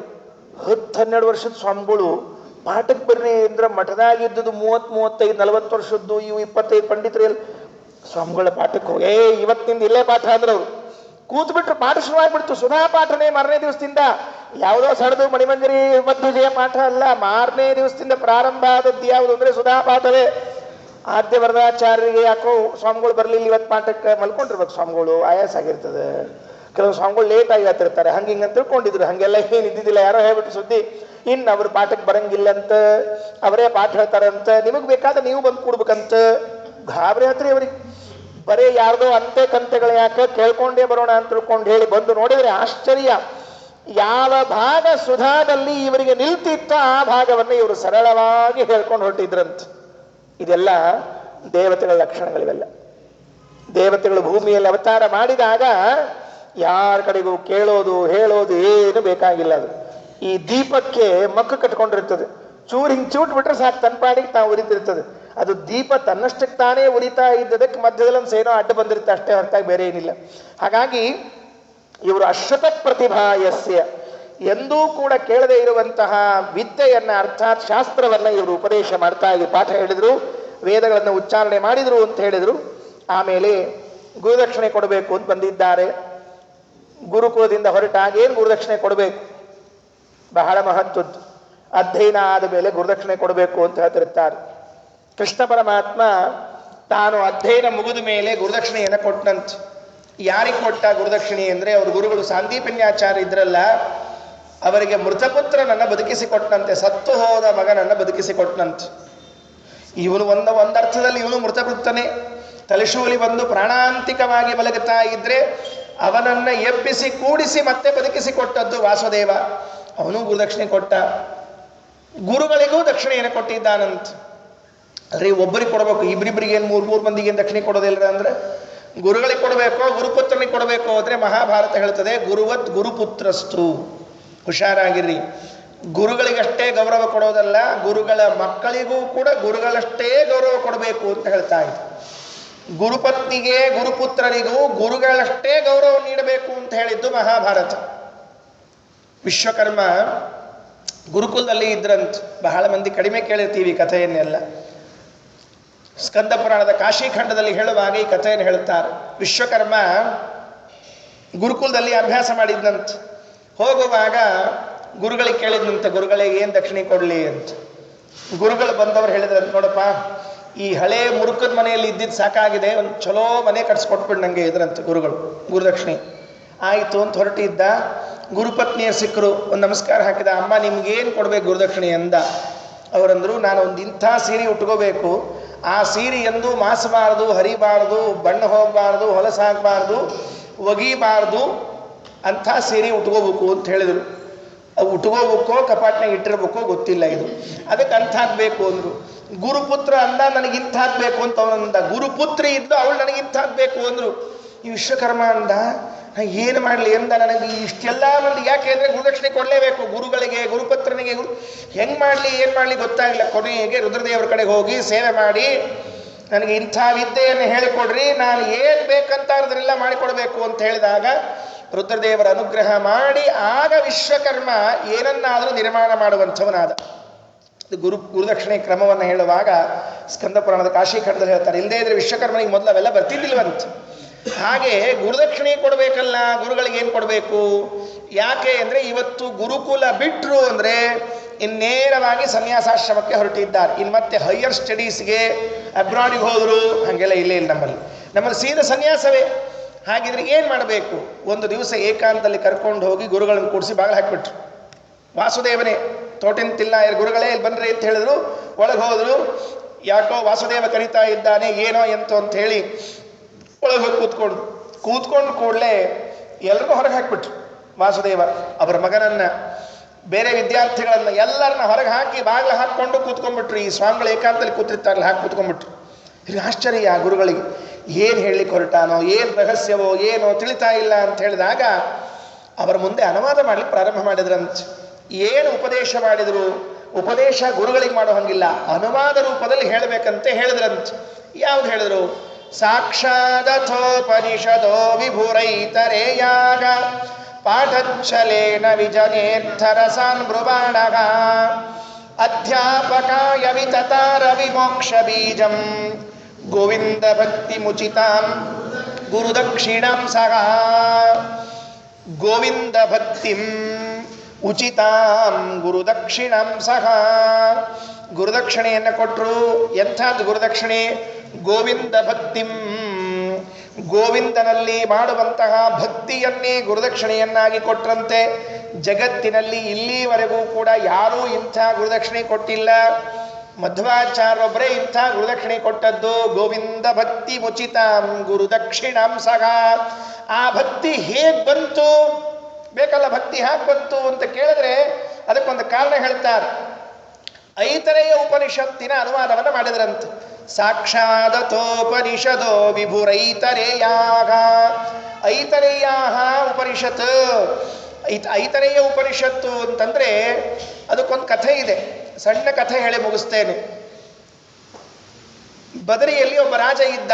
ಆ ಬದರಿ ಮುಂತಾದ ಕ್ಷೇತ್ರವನ್ನೆಲ್ಲ ಆಳುವಂತಹ ಒಬ್ಬ ರಾಜ, ವಿಶಾಲ ಅಂತವನ ಹೆಸರು. ಆ ವಿಶಾಲ ಎಂಬ ರಾಜ ಬ್ರಹ್ಮದೇವರ ಮಗ. ಬ್ರಹ್ಮದೇವರ ಮಗನಾದ ವಿಶಾಲ ಎಂಬ ರಾಜನಿಗೆ ಇಬ್ಬರು ಹೆಂಡಂದರು. ಎರಡನೇ ಹೆಂಡತಿ ಹೆಸರು ಇತರಾದೇವಿ ಅಂತ. ಆ ಇತರಾದೇವಿಯಲ್ಲಿ ಭಗವಂತ ಮಹಿದಾಸ ಅಂತ ಮಗನಾಗಿ ಹುಟ್ಟಿದ್ದಾನೆ. ಹುಟ್ಟಿದಾಗ ಆ ಭಗವಂತ ಮಹಿದಾಸ ಸುಮ್ಮನೆ ಇದ್ಬಿಡ್ತಿದ್ದಂತೆ, ಯಾರು ತಂಟೆ ತಕರಾರು ಮಾತುಗೀತೇನಿದ್ದಿದ್ದಿಲ್ಲ. ಈ ಮೊದಲನೇ ಹೆಂಡತಿಯಲ್ಲಿ 3 ಮಕ್ಕಳು. ಅವ್ರು ಭಾರಿ ಪಂಡಿತರು, ಎಲ್ಲ ಕಡೆಗೆ ಹೋಗೋದು, ವಾಕ್ಯಾರ್ಥ ಅದು ಇದು ಎಲ್ಲ ಮಾಡ್ಕೊಂಡು ಬರ್ತಿದ್ರು. ಈ ತಾಯಿಗೆ ಸ್ವಲ್ಪ ದುಃಖ, ನನ್ನ ಮಗ ಯಾಕೆ ಹಿಂಗೆ ದಡ್ಡಿದ್ದಾನೆ, ಹೋಗಿ ಇವನು ವಾಕ್ಯಾರ್ಥ ಅದು ಮಾಡ್ಕೊಂಡು ಬರಬಾರ್ದ ಅಂತ ಹೇಳಿದರೆ ಎಲ್ಲೂ ಹೋಗಲಿಲ್ಲ. ಕೊನೆಗೊಂದು ದಿವಸ ಅಮ್ಮನಿಗೆ ದುಃಖ ಆದದ್ದು ಗೊತ್ತಾಗಿ ಅಮ್ಮನ ಕರ್ಕೊಂಡು, ಬಾ ನಮ್ಮಪ್ಪ ಬದರಿಯಲ್ಲಿ ಯಜ್ಞ ಮಾಡ್ತಾ ಇದ್ದಾನೆ, ಯಜ್ಞಕ್ಕೆ ಹೋಗಿ ಬರೋಣ ಬಾ ಅಂದರು. ಅಲ್ಲಿ ಹೋಗಿ ಬಯಸ್ಕೋಬೇಕಾದ್ರೆ ಅವೇನು ಬೇಡ ಅಂದ್ಲು. ಬಾ ಹೋಗೋಣ ಅಂದರು. ಆ ಮಹಿದಾಸರೂಪಿ ಪರಮಾತ್ಮ ಯಜ್ಞ ಮಂಟಪದಲ್ಲಿ ಪ್ರವೇಶ ಮಾಡಿದ್ದೇ ತಡ ಬ್ರಹ್ಮದೇವರು ಬಂದಿದ್ರಂತೆ. ಅವರಪ್ಪ ವಿಶಾಲನ ಅಪ್ಪ ಬಂದಿದ್ರಂತೆ. ಆ ಅಪ್ಪ ಈ ಮಹಿದಾಸ ಬಂದು ಕೂಡಲೇ ಧಗ್ಗಂತ ಎದ್ದಿದ್ಬಿಟ್ರು. ಬ್ರಹ್ಮದೇವರು ಎದ್ದು ನಿಂತರು, ರುದ್ರದೇವರು ಎದ್ದು ನಿಂತರು, ಗರುಡಶೇಷಾದಿಗಳು ಎದ್ದು ನಿಂತ್ಕೊಂಡ್ರು. ಮಹಿದಾಸ ಬಂದದ್ದನ್ನು ನೋಡಿ ಸಾಷ್ಟಾಂಗ ನಮಸ್ಕಾರ ಹಾಕಿದ್ರಂತೆ. ಆ ಕ್ಷಣಕ್ಕೆ ಭೂಮಿದೇವಿ ಬಂದು ಒಂದು ಪೀಠವನ್ನು ತಂದು ಕೊಟ್ಲಂತೆ. ಕೂಡು ಮಹಾರಾಯ ನೀನು ಅಂತ ಹೇಳಿ ಕುಳಿತುಕೊಂಡ ವಿಶಾಲ ಅವರಪ್ಪನಿಗೆ ಕೇಳಿದಂತೆ, ಬ್ರಹ್ಮದೇವ ನೀನು ನನ್ನ ತಂದೆ, ನೀನೇ ದೊಡ್ಡವನು ಅಂತ ತಿಳ್ಕೊಂಡಿದ್ದೀನಿ, ನಿನಗಿಂತ ದೊಡ್ಡವರು ಯಾರಿದ್ದಾರೆ ಅಂದರೆ ಇಲ್ಲಿದ್ದಾನಲ್ಲ ಇವನೇ ನಮ್ಮಪ್ಪ ನಾರಾಯಣ, ನಿನ್ನ ಮನೆಯಲ್ಲಿ ಮಗನಾಗಿ ಹುಟ್ಟಿದ್ದಾನೆ ನೆನಪಿಟ್ಕೋ ಅಂದ. ಅವನು ಸಾಷ್ಟಾಂಗ ಹಾಕಿಬಿಟ್ರಿ. ತಾಯಿಗೇನು ದುಃಖ ಇತ್ತಲ್ಲ ಎಲ್ಲ ಬರೆಯಾಗೋಯ್ತು ಒಂದು ಕ್ಷಣದಲ್ಲಿ. ನನ್ನ ಮಗನಾಗಿ ನಾರಾಯಣನೇ ಬಂದಿದ್ದಾನ ಅಂತ ಇತರಾದೇವಿ. ಅವನು ಹೇಳಿದ, ಅಮ್ಮ ಇವತ್ತಿನಿಂದ ನಾನು ಐತರೇಯ ಅಂತ ಕರೆಸ್ಕೊಳ್ತೀನಿ, ಇತರಾದೇವಿಯ ಮಗನಾದದ್ರಿಂದ ಐತರೇಯ ಅಂತ ಕರೆಸ್ಕೊಳ್ತೀನಿ. ಇವತ್ತು ನಾನೊಂದು ಉಪನ್ಯಾಸ ಮಾಡ್ತಾ ಇದ್ದೀನಿ ಕೇಳ್ರಿ ಅಂತ ಹೇಳಿ ಉಪನ್ಯಾಸ ಮಾಡಲಿಕ್ಕೆ ಪ್ರಾರಂಭ ಮಾಡಿದ. ಅದೇ ಉಪನಿಷತ್ತು, ಐತರೇಯ ಉಪನಿಷತ್ತು. ಆ ಉಪನ್ಯಾಸ ಮಾಡಲಿಕ್ಕೆ ಪ್ರಾರಂಭ ಮಾಡಿದ ಕೂಡಲೇ ವೈಕುಂಠದಿಂದ ಒಂದು ವಿಮಾನ ಬಂತಂತೆ. ಯಾರು ಬಂದರು ಅಂತ ನೋಡ್ತಾ ಇದ್ದಾರೆ. ಮಹಾಲಕ್ಷ್ಮೀ ದೇವಿಯ ಬಂದ್ಲಂತ. ಯಾತಕ್ಕಾಗಿ ಬಂದ್ಲು ಅಂದರೆ ನಮ್ಮ ಮನೆಯವ್ರ ಉಪನ್ಯಾಸ ಕೇಳೋಣ ಅಂತ ಬಂದಿದ್ಲಂತ. ಏನು ಆಶ್ಚರ್ಯ ನೋಡ್ರಿ. ಮಹಾಲಕ್ಷ್ಮೀ ದೇವಿ ಬಂದು ಕೂತು ಅವಳು ನಮಸ್ಕಾರ ಹಾಕಿ ನಿಮ್ಮ ಪ್ರವಚನ ಅಂತೆ ಕೇಳಿ ಹೋಗೋಣ ಅಂತ ಬಂದೀನಿ ಅಂತ ಬಂದ್ಲಂತೆ. ಇದೆಲ್ಲ ನಡೆದದ್ದು ಎಲ್ಲಿ? ಬದರಿ ಕ್ಷೇತ್ರದಲ್ಲಿ ಅಂತ ಹೇಳ್ತಿರ್ತಾರೆ. ಅದರಿಂದ ಬದರಿಗೆ ಹೋದಾಗ ಎಲ್ಲರೂ ಬದರಿ ವಿಶಾಲ್ ಅಂತ ಕರೀತಿರ್ತಾರೆ. ಅದು ಯಾಕೆ ಬದರಿ ವಿಶಾಲ್? ಇರೋದೇ ಇಷ್ಟು ಜಾಗ ಬದರಿ ವಿಶಾಲ್ ಅಂತ. ಬದರಿ ಹೋಗಿ ಬದರಿ ವಿಶಾಲ್ ಹೋಗಿ ನೋಡ, ಹಂಗಾರೆ ಹೋಗಿ ನೋಡಂತ. ಯಾರೋ ವಿಶಾಲವಾಗಿ ಯಾರು ಹೋಗಿ ಬರೋದಿಲ್ಲ, ಇಷ್ಟೇ ದಾರಿ. ಅವನು ಬರಬೇಕು, ಇವನು ಹೋಗಬೇಕು, ಇಬ್ಬರು ಒಟ್ಟಿಗೆ ಹೋದರೆ ವಿಶಾಲ್ ಅಷ್ಟೇ, ಪೂರ್ಣ ವಿಸ್ತಾರವಾಗಿ ಬಿಡ್ತಾರೆ ಇವು. ಹಾಗಾಗಿ ಜಾಗವೇ ಇಲ್ಲ. ನಿಜವಾಗಿಯೂ ಕೂಡ ವಿಶಾಲ ಅಂತಂದರೆ ಅವನ ಆ ರಾಜನ ಹೆಸರದು. ಹಾಗಾಗಿ ಬದರಿ ವಿಶಾಲ ಅಂತ. ಆ ಇತರಾದೇವಿಯ ಮಗನಾದ ಐತರೇಯ ಏನಿದ್ದಾನಲ್ಲ ಮಹಿದಾಸ, ಅವನು ಉಪದೇಶ ಮಾಡಿದ ಉಪನಿಷತ್ತು ಐತರೇಯ ಉಪನಿಷತ್ತು. ಅದನ್ನು ಇವತ್ತು ವಾಸುದೇವ ಗುರುಗಳಿಗೆ ಉಪದೇಶ ಮಾಡಿದ್ರಂತೆ. ಏನಂತಿದೆ ಅದರಲ್ಲಿ? ಏಷ ಪಂಥ ಏತತ್ ಕರ್ಮ. ಮೊದಲನೇ ಮಂತ್ರ, ಮೊದಲನೇ ಮಾತು ಎಷ್ಟು ಸೊಗಸಾಗಿದೆ. ಗುರುಗಳೇ ಈ ಐತ್ರೇಯವನ್ನು 8 ಸರ್ತಿ ಹೇಳಿರಿ ಎಂದರು. ಏನೋ ವಾಸುದೇವ ಲೆಕ್ಕಿಲ್ಲಪ್ಪ, ಬೇಕಾದ ಸರ್ತಿ ಹುಡುಗರು ಕಳಿಸ್ಬೇಕಾದ್ರೆ ಕಳಿಸ್ಬಿಟ್ಟಿನಿ ಎಂದರು. ಅರ್ಥ ಗೊತ್ತಾ ಅಂದರು. ಇಲ್ಲ, ಅರ್ಥ ವಿಚಾರ ಮಾಡಲಿಲ್ಲ ಅಂದರು. ನಾನು ಹೇಳ್ತೀನಿ ಕೇಳ್ರಿ ಎಂದರು. ಏಷ ಪಂಥ, ಇದೇ ದಾರಿ. ಯಾವ ದಾರಿ ಹೇಳ್ತಿರ್ತಾರಲ್ಲ ವೈಕುಂಠಕ್ಕೆ ಇದೇ ದಾರಿ ಹಿಡಿದು ನಡೀನಿ, ಬಲಕ ಮಾಡಿ ನಡಿ ಅಂತ ಹಿಂಗೆ ಭಾಳ ಚಂದರೆ ಹಾಡೋದು. ಎಷ್ಟು ಚಂದ ಬರ್ದಾರ ದಾಸ. ಉಪನಿಷತ್ತಿನ ಅರ್ಥ ಅದು. ಐತ್ರೇಯ ಉಪನಿಷತ್ತಿನ ಮೊದಲನೇ ಮಂತ್ರ ಅರ್ಥ ಏಷ ಪಂಥ ಏತತ್ ಕರ್ಮ. ಇದು ದಾರಿ ವೈಕುಂಠಕ್ಕೆ. ಯಾವ ದಾರಿ ಅದು ಅಂತ ಹೀಗೆ ಅದರ ಒಳಗೆ ಇಳಿದು ಒಂದೊಂದೇ ಅರ್ಥವನ್ನು ಹೇಳ್ತಾ ಇದ್ರೆ ಒಳಗೆ ಕೂತ ತೋಟಂತಿಲ್ಲ ಆಗಿರಲಿಲ್ಲ. ಯಾರೋ ಒಬ್ಬ ಮುನಿಗಳಾಗಿಬಿಟ್ಟಿದ್ರು. ದಿವ್ಯ ತತ್ವಗಳನ್ನು ತಿಳಿದಿರುವಂತಹ ಮುನಿಗಳಾಗಿ ವಾಸುದೇವನನ್ನು ಮನಃಪೂರ್ವಕವಾಗಿ ಅಭಿನಂದನೆ ಮಾಡಿ, ವಾಸುದೇವ ಈ ಜನ್ಮದಲ್ಲಿ ನನ್ನ ಮುಕ್ತಿಯನ್ನು ಕಾಣಿಸ್ತೀಯಲ್ಲ, ನಿಜವಾಗಿ ಗುರುದಕ್ಷಿಣೆಯನ್ನು ಕೊಟ್ಟಿದ್ದೀಯೋ ಅಂತ ಹೇಳಿ ವಾಸುದೇವನ ತುಂಬ ಹರಿಸಿ ಕಳಿಸಿಕೊಟ್ರಂತೆ. ಇದು ಗುರುದಕ್ಷಿಣೆಯನ್ನು ಕೊಟ್ಟದ್ದು ಅಂತ ಹೇಳಿ ಮುಕ್ತಾಯ ಮಾಡ್ತಾರೆ. ಕೊನೆ ಶ್ಲೋಕ. ಅಯಿಸ್ವಾಮಿನ್ ದುಷ್ಟಾನ್ ದಮಯ ದಮಯೋ ವ್ಯಕ್ತಮಚಿರಾನ್ ಗುಣಾನ್ ಗೂಢಾನ್ ವಿಷ್ಣೋ ದಮಯದ ಕಥಯ ಸ್ವಾನ್ ಪ್ರಮದಯನ್ ತದಾನಂದಂ ತನ್ವನ್ನಿತಿ ಸುಮನಸಾಂ ಸೋನು ಸರತಾಂ ಅನುಜ್ಞಾಮಾದತ್ತ ತ್ರಿಭುವನ ಗುರು ಬ್ರಾಹ್ಮಣ ಗುರೋ. ಗುರುಗಳೇ ಅಪ್ಪಣೆ ಎಂದ ವಾಸುದೇವ. ಯಾಕೋ ಅಂದರು, ನಾನು ಅವತಾರ ಮಾಡಿದ ಕೆಲಸ ಬಹಳ ಇದೆ. ಆ ಅವತಾರ ಮಾಡಿದ್ದು ಯಾವುದಕ್ಕಾಗಿ ಅದನ್ನು ಮಾಡಬೇಕು ಅಂತ ಹೊರಡ್ತಾ ಇದ್ದೀನಿ. ಇವತ್ತೇ ಕೊನೆ, ಇನ್ನು ಮತ್ತೆ ಗುರುಕುಲಕ್ಕೆ ಬರೋದಿಲ್ಲ ನಾನು ಅಂತ ಹೇಳಿ ಗುರುಗಳಿಂದ ಮಂತ್ರಾಕ್ಷತೆ ತಗೊಂಡು ಹೊರಟುಬಿಟ್ಟು ಹೊರಡುವಾಗ ದೇವತೆಗಳು ಪ್ರಾರ್ಥನೆ ಮಾಡಿದರು. ಐಸ್ವಾಮಿನ್ ದುಷ್ಟಾನ್ ದಮಯೌ ವ್ಯಕ್ತಮಚಿರಾನ್ ಗುಣಾನ್ ಗೂಢಾನ್ ವಿಷ್ಣೋ ಕಥಯ ಸ್ವಾನ್ ಪ್ರಮದಯನ್. ಐಸ್ವಾಮಿನ್, ಹೇ ವಾಸುದೇವನೇ, ದುಷ್ಟಾನ್ ದಮಯ ದುಷ್ಟರನ್ನೆಲ್ಲ ಚೆನ್ನಾಗಿ ದಮನ ಮಾಡ್ರಿ. ಯಾವ ಒಬ್ಬ ದುಷ್ಟರನ್ನು ಉಳಿಸಬೇಡ್ರಿ. ನೀವು ಅವತಾರ ಮಾಡಿದ್ದೇ ದುಷ್ಟರ ದಮನವನ್ನು ಮಾಡಬೇಕು ಅಂತ ಹೇಳಿ ದುಷ್ಟ ದಮನವನ್ನು ಮಾಡ್ರಿ. ಸ್ಪಷ್ಟಂ ಅಚಿರಾತ್ ಗುಣಾನ್ ಗೂಢಾನ್ ವಿಷ್ಣೋ ಕಥಯ. ಇಷ್ಟು ದಿವಸ ಭಗವಂತನ ಗುಣಗಳೆಲ್ಲ ಒಳಗಡೆಗೆ ಮುಚ್ಚಿ ಹೋಗಿದೆಯಲ್ಲ, ಅದನ್ನೆಲ್ಲ ವಿಸ್ತಾರವಾಗಿ ಎಲ್ಲರಿಗೂ ಸ್ಪಷ್ಟವಾಗುವಂತೆ ಹೇಳ್ರಿ. ತದಾ ಆನಂದಂ ತನ್ವನ್, ಎಲ್ಲರಿಗೂ ಆನಂದ ಉಂಟಾಗಲಿ ಅಂತ ಹೇಳಿ ಸುಮನಸಾಂ ಸೋನುಸರತಾಂ, ಕೈ ಮುಗಿದು ಬೆನ್ನತ್ತಿಕೊಂಡು ಬರುವ ಎಲ್ಲ ದೇವತೆಗಳಿಗೂ ಒಪ್ಪಿಗೆಯನ್ನು ನೀಡ್ತಾ ಅನುಜ್ಞಾಮಾಧತ್ತ ತ್ರಿಭುವನ ಗುರುಹು ಬ್ರಾಹ್ಮಣ ಗುರೋಹೋ, ಆ ತೋಟಂತಿಲ್ಲಾರಿಂದ ಅನುಜ್ಞೆಯನ್ನು ತೆಗೆದುಕೊಂಡು ಹೊರಟು ಬಿಟ್ರು. ಇಲ್ಲಿಗೆ ಹೇಳ್ತಾ 3ನೇ ಸರ್ಗ ಮುಕ್ತಾಯ ಮಾಡ್ತಾರೆ. ಆದರೆ ಈ ಮಧ್ಯದಲ್ಲಿ ಶ್ರೀಪಾದರಾಜರು ಮಧ್ವನಾಮದಲ್ಲಿ ಹೇಳುವಾಗ ಒಂದು ಮಾತು ಬರೀತಾರೆ. ಏನು ಬರೆದಿದ್ದಾರೆ ಅಂದರೆ, ಅರ್ಭಕತನದೊಳದು ಐದಿ ಬದರಿಯಲ್ಲಿ ಮಧ್ವ ಮುನಿ ನಿರ್ಭಯದಿ ಸಕಲ ಶಾಸ್ತ್ರವ ಪಠಿಸಿದ. ಇದೊಂದು ವಾಕ್ಯ ಹಾಕಿದ್ದಾನೆ. ಬಾಲ್ಯದಲ್ಲಿ ಇದ್ದಾಗ ನೀನು ಬದರಿಗೆ ಹೋಗಿ ಪಾಠವನ್ನು ಕಲ್ತಿ ಅಂತ ಒಂದು ಸಾಲು ಶ್ರೀಪಾದರಾಜರು ಮಧ್ವನಾಮದಲ್ಲಿ ಹೇಳಿತ್ತು. ಇದು ಎಲ್ಲಿಂದ ಬಂತು, ಹೇಗೆ ಬಂತು ಅಂತ ಕೇಳಿದ್ರೆ, ಒಂದು ಪುರಾಣದ ವಾಕ್ಯ. ವಿಶ್ವಪತಿ ತೀರ್ಥರು ವಾಯುಸ್ತುತಿಯ ಟೀಕೆಯಲ್ಲಿ ಬರೆಯುವಾಗ ಒಂದು ಶ್ಲೋಕ ಬರೀತಾರೆ. ಅದು ಏನು ಅರ್ಥ, ಅದರ ಮಹತ್ವ ಏನು ಅಂತ ತಿಳ್ಕೊಳ್ಬೇಕು. ಸಪ್ತ ಸಂವತ್ಸರಾದ್ ಊರ್ಧ್ವಂ ಗತ್ವಾ ಬದರಿಕಾಶ್ರಮಂ ಪ್ರಪೇದೆ ಸರ್ವಶಾಸ್ತ್ರಾಣಿ ವೇದಾಂಶ್ಚ ಅವ್ಯಯಾನಪಿ ಇತ್ತಮ್ಮಿ ಸರ್ವವಿದ್ಯಾಶ್ಚ ವಾಸುದೇವಾತ್ ಮಹಾತ್ಮನಃ ಅವಾಪ್ತ ಸರ್ವಶಾಸ್ತ್ರೋಸೌ ಒಟುಸ್ತದಿದಮಬ್ರವೀತ್. ಏನಾಗಿತ್ತು ಅಂತ ಕೇಳಿದ್ರೆ, ಯಾವಾಗ ಇಲ್ಲಿ ಗುರುಕುಲದಲ್ಲಿ ಅಭ್ಯಾಸ ಮಾಡ್ತಾ ಇದ್ನಲ್ಲ ವಾಸುದೇವ, ಇದೇ ಕಾಲದಲ್ಲಿ ಇನ್ನೊಂದು ರೂಪದಿಂದ ಬದರಿಯಲ್ಲಿ ವೇದವ್ಯಾಸ ದೇವರ ಕಡೆಗೆ ಅಭ್ಯಾಸ ಮಾಡ್ತಾ ಇದ್ರಂತೆ. ಇದೊಂದು ಅಪೂರ್ವವಾದ ವಿಷಯ. ಇದು ವಾಯುಸ್ತುತಿಯ ಟಿಪ್ಪಣಿಯಲ್ಲಿ ವಿಶ್ವಪತಿ ತೀರ್ಥರು ಬ್ರಹ್ಮಾಂಡ ಪುರಾಣದ ವಾಕ್ಯ ಅಂತ ಉದಾಹರಣೆ ಮಾಡ್ತಾರೆ.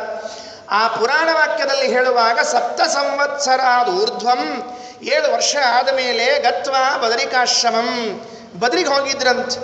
ಹಾಗಾಗಿ ಸನ್ಯಾಸ ಸ್ವೀಕಾರಕ್ಕಿಂತಲೇ ಮೊದಲು ಒಂದು ಸರ್ತಿ ಬದರಿಗೆ ಹೋಗಿ ಪ್ರಪೇದೆ ಸರ್ವಶಾಸ್ತ್ರಾಣಿ, ವೇದವ್ಯಾಸ ದೇವರ ಹತ್ರ ಹೋಗಿ ಪಾಠ ಹೇಳ್ತಿದ್ರಂತೆ. ಅಲ್ರಿ, ಮತ್ತೆ ಇಲ್ಲಿದ್ರೋ ಅಲ್ಲಿದ್ರೋ ಅಂತ ಕೇಳಿದ್ರೆ, ಇಲ್ಲಿಯೂ ಇದ್ರು ಅಲ್ಲಿಯೂ ಇದ್ರು. ಒಂದು ರೂಪದಲ್ಲಿ ವಾಸುದೇವ ಗುರುಗಳ ಮುಂದೆ ತೋಟಂತಿಲ್ಲಾಯರ ಮುಂದೆ ಕುಳಿತಿರ್ತಿದ್ದ, ಇನ್ನೊಂದು ರೂಪದಿಂದ ವೇದವ್ಯಾಸ ದೇವರ ಮುಂದೆ ಕುಳಿತುಕೊಂಡು ಪಾಠವನ್ನು ಕೇಳಿ ಬರ್ತಿದ್ರಂತೆ. ಏನು ಆಶ್ಚರ್ಯ ಅಲ್ಲ, ಏಕಕಾಲದಲ್ಲಿ 2 ರೂಪ ಭಾಗವತದಲ್ಲಿ ಕೇಳ್ತೀವಿ. ಕೃಷ್ಣ ಪರಮಾತ್ಮ ಒಂದು ಊರಿಗೆ ಹೋಗಿದ್ದಂತೆ, ಮಿಥಿಲಾ ನಗರಕ್ಕೆ. ಒಬ್ಬ ಬ್ರಾಹ್ಮಣ ಬಂದು ಕೃಷ್ಣ ನಮ್ಮನೆಗೆ ಬಾಪ್ಪ ಅಂತ ಕರೆದಂತೆ, ಇನ್ನೊಬ್ಬ ರಾಜ ಅವನು ನಮ್ಮನೆಗೆ ಬಾ ಅಂತ ಕರೆದಂತೆ. ಮಂದಿ ಎಲ್ಲ ನೋಡಿದರು, ಪ್ರಾಯ ಕೃಷ್ಣ ರಾಜನ ಮನೆಗೆ ಹೋಗ್ತಾನೆ. ಯಾಕೆ ಅಂದರೆ ಅದು ಕರೆಯೋ ಕಾಲಕ್ಕೆ ಅವ್ರು ನೋಡಿಕೊಂಡೇ ವ್ಯವಸ್ಥೆ ಇರ್ತದೆ. ನಮ್ಮ ಮನೆಗೆ ಬರ್ರಿ ಅಂತಂದ್ರೆ ಅವ್ರ ಮನೆಗೆ ಹೆಂಗದ ನೋಡ್ಕೊಂಡು ಹೋಗ್ತಿರ್ತೀವಲ್ಲ, ಹಾಗೆ ಯಾರ ಮನೆಗೆ ಹೋಗ್ತಾನೆ ಅಂತ ಕೇಳಿದ್ರೆ ಪ್ರಾಯ ಕೃಷ್ಣ ಹೋಗೋದು ಅವ್ರ ಮನೆಗೆ ಅಂತ ಹೇಳಿ, ಈ ಬ್ರಾಹ್ಮಣನ ಮನೆಗೇನು ಹೋಗ್ಲಿಕ್ಕಿಲ್ಲ ಅಂತ ಅಂದುಕೊಂಡು ಬ್ರಾಹ್ಮಣನ ಮನೆಗೆ ಹೋದರೆ ಅಲ್ಲೇ ಕೃಷ್ಣ ಮೊದಲು ಕೂತಿದ್ದಂತೆ. ಬ್ರಾಹ್ಮಣ ಅವನಿಗೆ ಊಟ ಉಪಚಾರ ಮಾಡ್ತಾ ಇದ್ದ. ಹಾಗಾದರೆ ಇವ್ರ ಮನೆಗೆ ಬಂದಿದ್ದಾನೆ ಅಂದರೆ ಅವ್ರ ಮನೆಯಲ್ಲಿ ಇರ್ಲಿಕ್ಕಿಲ್ಲ ಅಂತ ಅಲ್ಲಿ ಹೋಗಿ ನೋಡಿದ್ರೆ ಅಲ್ಲೂ ಕೂತಿದ್ದಂತೆ ಕೃಷ್ಣ. ಏಕಕಾಲದಲ್ಲಿ 2 ಮನೆಗಳಲ್ಲೂ ಆತಿಥ್ಯವನ್ನು ಸ್ವೀಕಾರ ಮಾಡಿದ ಕೃಷ್ಣ. ಹಾಗೆ ಆಚಾರ್ಯರು ಬದರಿಯಲ್ಲೂ ಮತ್ತು ದಂಡತೀರ್ಥದಲ್ಲಿ ಗುರುಕುಲದಲ್ಲೂ ಕೂಡ ಏಕಕಾಲದಲ್ಲಿ ವಿದ್ಯಾಭ್ಯಾಸ ಮಾಡ್ತಾ ಇದ್ರು ಅಂತ ಅರ್ಭಕತನದಲ್ಲಿ ಬದರಿಯಲ್ಲಿ ಮಧ್ವಮುನಿ ನಿರ್ಭಯದಿ ಸಕಲ ಶಾಸ್ತ್ರವ ಪಠಿಸಿದ ಅಂತ ಮಧ್ವನಾಮದಲ್ಲಿ ಇದೊಂದು ಮಾತು ಹೇಳಿದ್ದಾರೆ. ಒಟ್ಟಿನಲ್ಲಿ ಆಚಾರ್ಯರು 3 ಬಾರಿ ಬದರಿ ಯಾತ್ರೆ ಮಾಡಿದ್ದಾರೆ. ಒಮ್ಮೆ ಬಾಲ್ಯದಲ್ಲಿ ಇದ್ದಾಗ, ಇನ್ನೊಮ್ಮೆ ಗೀತಾಭಾಷ್ಯವನ್ನು ಬರೆದಾದ ಮೇಲೆ, ಮತ್ತೊಂದು ಬಾರಿ ಎಲ್ಲ ಗ್ರಂಥಗಳನ್ನು ಬರುವಾಗ ಮಹಾಭಾರತ ತಾತ್ಪರ್ಯ ನಿರ್ಣಯ ಬರೀ ಇಂಥ ಆಚಾರ್ಯ ಕಡೆ ಆಮಂತ್ರಣ ವೇದವ್ಯಾಸ ದೇವರ ಕಡೆಯಿಂದ ಆಜ್ಞೆ ತೆಗೆದುಕೊಂಡು ಬಂದದ್ದು. ಹೀಗೆ 3 ಬಾರಿ ಬದರಿ ಯಾತ್ರೆಯನ್ನು ಮಾಡಿದ್ದಾರಂತೆ. ಇಷ್ಟು ಹೇಳ್ತಾ ಈ 3ನೇ ಸರ್ಗ ಮುಕ್ತಾಯವಾಗ್ತಾ ಇದೆ. ಬಹಳ ಅಪೂರ್ವವಾದದ್ದು 3ನೇ ಸರ್ಗ. ಆಚಾರ್ಯರ ಉಪನಯನ ಅದು ಇದು ಎಲ್ಲ ಆಯಿತು, ವಿದ್ಯಾಭ್ಯಾಸ ಮುಕ್ತಾಯವಾಯಿತು. ಇತಿ ಶ್ರೀಮದ್ ಕವಿಕುಲ ತಿಲಕ ಶ್ರೀ ತ್ರಿವಿಕ್ರಮ ಪಂಡಿತಾಚಾರ್ಯ ಸ್ವತಃ ಶ್ರೀಮನ್ ನಾರಾಯಣ ಪಂಡಿತಾಚಾರ್ಯ ವಿರಚಿತೆ ಶ್ರೀಮತ್ ಸುಮಧ್ವಿಜಯ ಮಹಾಕಾವ್ಯ ಆನಂದಾಂಕೆ 3ಯ ಸರ್ಗ. 3ನೇ ಸರ್ಗ ಮುಕ್ತಾಯ ಆಯಿತು. ಇನ್ನು ಮುಂದೆ 4ನೇ ಸರ್ಗ ಪ್ರಾರಂಭ ಆಗಬೇಕು. 4ನೇ ಸರ್ಗದಲ್ಲಿ ಏನು ಕಥೆ ಇದೆ ಅಂತ ಒಂದು ಸುಮ್ಮನೆ ಸಾಮಾನ್ಯವಾಗಿ ತಿಳಿಲಿ ಅಂತ ಹೇಳ್ತೀನಿ. 4ನೇ ಸರ್ಗದಲ್ಲಿ ಆಚಾರ್ಯರ ಸನ್ಯಾಸಾಶ್ರಮ. 10 ವರ್ಷ ಇರಬೇಕೇನೋ, ಬಹಳಿಲ್ಲ 10 ವರ್ಷ ಇರಬೇಕೇನೋ. 10 ವರ್ಷದ ವಾಸುದೇವನಿಗೆ ಆಶ್ರಮ ಆಯಿತು. ಕೊಟ್ಟವರು ಗುರುಗಳು ಯಾರು, ಆ ಗುರುಗಳ ಪೂರ್ವಾಪರಗಳೇನು, ಎಷ್ಟು ನಿರೂಪಣೆ ಮಾಡ್ತಾರೆ ನಾರಾಯಣ ಪಂಡಿತಾಚಾರ್ಯರು ಅಂದರೆ, ಆಶ್ರಮ ಕೊಟ್ಟ ಗುರುಗಳು ಅಚ್ಯುತ ಪ್ರೇಕ್ಷಾಚಾರ್ಯ.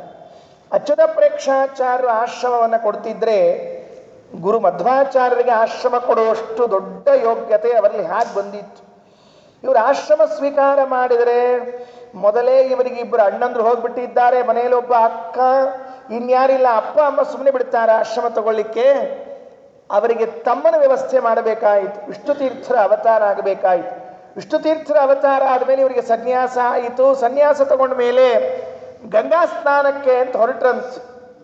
ಗಂಗಾ ಸ್ನಾನ ಮಾಡಬೇಕು ಅಂತ ಅಚ್ಯುತ ಪ್ರೇಕ್ಷಾಚಾರ್ಯರಿಗೆ ಇವ್ರು ಹೊರಟು ಬಿಟ್ರೆ, ನನ್ನ ಬಿಟ್ಟು ಹೋಗ್ಬಿಟ್ರೆ ಏನು ಗತಿ ಅಂತ ಅನಿಸಿದಾಗ ದೇವರು ಹೇಳಿದ್ದಂತೆ, ನೀವೇನು ಗಂಗಾಕ್ಕೆ ಬರಬೇಡ್ರಿ, ಗಂಗಾನೇ ನಿಮ್ಮ ಕಡೆ ಕಳಿಸ್ತೀನಿ ಅಂತ ಹೇಳಿದ್ದಂತ. ಅದಕ್ಕೆ ಆ ಮಧ್ವ ಸರೋವರದಲ್ಲಿ ಗಂಗೆ ಬಂದಿದ್ದಾಳೆ. ಇವೆಲ್ಲ ಅಪೂರ್ವವಾದ ಘಟನೆಗಳಿವು. ಕೊನೆಗೆ ಒಂದು ದಿವಸ ಪಾಠ ಹೇಳ್ತಾ ಇದ್ರೆ ಗುರುಗಳಿಗೆ ಪಾಠಕ್ಕೆ ವ್ಯವಸ್ಥೆ ಮಾಡಿಬಿಟ್ರು. ಈ ಗುರುಗಳಿಗೊಂದಾಗಿತ್ತು, ಆ ಗುರುಗಳಿಗೊಂದು ಬಾಕಿ ಇತ್ತು. ಪಾಠ ಮುಗೀತು. ಪಾಠ ಮುಗಿದ ಮೇಲೆ 4ನೇ ಸರ್ಗದ ಕೊನೆಯಲ್ಲಿ ಪ್ರವಚನವೂ ನಿಲ್ಲಿಸಿಬಿಟ್ರು. ಮುಗಿದೋಯ್ತು. ಅಷ್ಟು ಚೆನ್ನಾಗಿ ವ್ಯವಸ್ಥೆ ಮಾಡಿದ್ರಂತೆ. ಈ ಎಲ್ಲ ಘಟನೆಗಳು ಮುಂದೆ 4ನೇ ಸರ್ಗದಲ್ಲಿ ಬರೋದಿದೆ. ಅದನ್ನ ಇವತ್ತು ಪ್ರಾರಂಭ ಮಾಡೋಣವಂತೆ. ಒಂದೆರಡು ಶ್ಲೋಕವನ್ನು ನೋಡುವಂತೆ. 4ನೇ ಸರ್ಗದಲ್ಲಿ ಸ್ವಲ್ಪ ಶಾಸ್ತ್ರೀಯ ವಿಚಾರಗಳು ಹೆಚ್ಚು. ಇಷ್ಟು ದಿವಸ ಏನಿದೊಂದು ಬಾಲಲೀಲೆ ಇತ್ತು, ಅದೆಲ್ಲ ಮುಕ್ತಾಯ ಹಂತಕ್ಕೆ ಬಂದು ಇನ್ನು ಸ್ವಲ್ಪ ವಿಚಾರಣೀಯ ಅಂಶಗಳು ಜಾಸ್ತಿ ಆಗತ್ತೆ. ಹಾಗೇ ನಾವು ಬುದ್ಧಿಯನ್ನು ಗ್ರಹಿಸಬೇಕು, ಹಾಗೆ ಅರ್ಥ ಮಾಡಬೇಕು. ಶ್ರೀ ಗುರುಭ್ಯೋ ನಮಃ.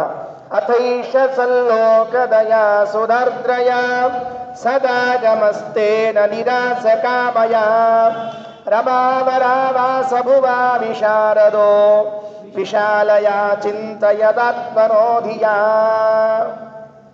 ಮೊದಲಿನ 4 ಶ್ಲೋಕಗಳು 1, 2, 3, 4. ಈ 4 ಶ್ಲೋಕಗಳಲ್ಲಿ ಏನು ಅಂದರೆ ಸನ್ಯಾಸೇ ಬದ್ಧ ಬುದ್ಧಿ, ಸನ್ಯಾಸ ತಗೊಳ್ಬೇಕು ಅಂತ ಆಲೋಚನೆ ಮಾಡಿದ್ರಂತ. ಬರೇ 4 ಶ್ಲೋಕಗಳಲ್ಲಿ ವಾಸುದೇವನು ಸನ್ಯಾಸ ಸ್ವೀಕಾರ ಮಾಡಬೇಕು ಅಂತ ಆಲೋಚನೆ ಮಾಡಿದ ಅಂತ ಹೇಳ್ತಾರೆ. ಯಾಕೆ ಸನ್ಯಾಸ ತಗೊಳ್ಬೇಕು? ಸನ್ಯಾಸ ತೆಗೆದುಕೊಳ್ಳುವಂತಹ ಅವಶ್ಯಕತೆ ಏನು ಬಂತು? ನಮ್ಮಲ್ಲಿ ಸನ್ಯಾಸ ತಗೊಳ್ಳೋದು ಅಂತಂದರೆ ದೊಡ್ಡ ಜವಾಬ್ದಾರಿ. ಅದು ಸುಮ್ಮನೆ ಆಗೋದಿಲ್ಲ. ಮನೆಯಲ್ಲಿ ಬೇಸರ ಆಗ್ಯದ, ಜಗಳ ಆಗ್ಯದ, ಹೋಗಿ ಸನ್ಯಾಸ ತಗೋತೀನಿ ಅಂತ ಅಲ್ಲಿಗೆ ಹೋಗಬಾರ್ದು. ಏನ್ರಿ ಮನ್ಯಾಗ ಯಾರು ನಮ್ಮ ಮಾತು ಕೇಳಂಗೇ ಇಲ್ಲ, ಅದಕ್ಕೆ ಸ್ವಾಮಿಗಳಾಗಿಬಿಡ್ತೀನಿ ಅಂತ ತಿಳ್ಕೊಂಡು ಮನ್ಯಾಗ ನಿನ್ನ ಮಾತು ಯಾರೂ ಕೇಳಿಲ್ಲ. ತಗೊಂಡ ಮೇಲೆ ನಿಮ್ಗೆ ಯಾರು ಕೇಳ್ತಾರೋ?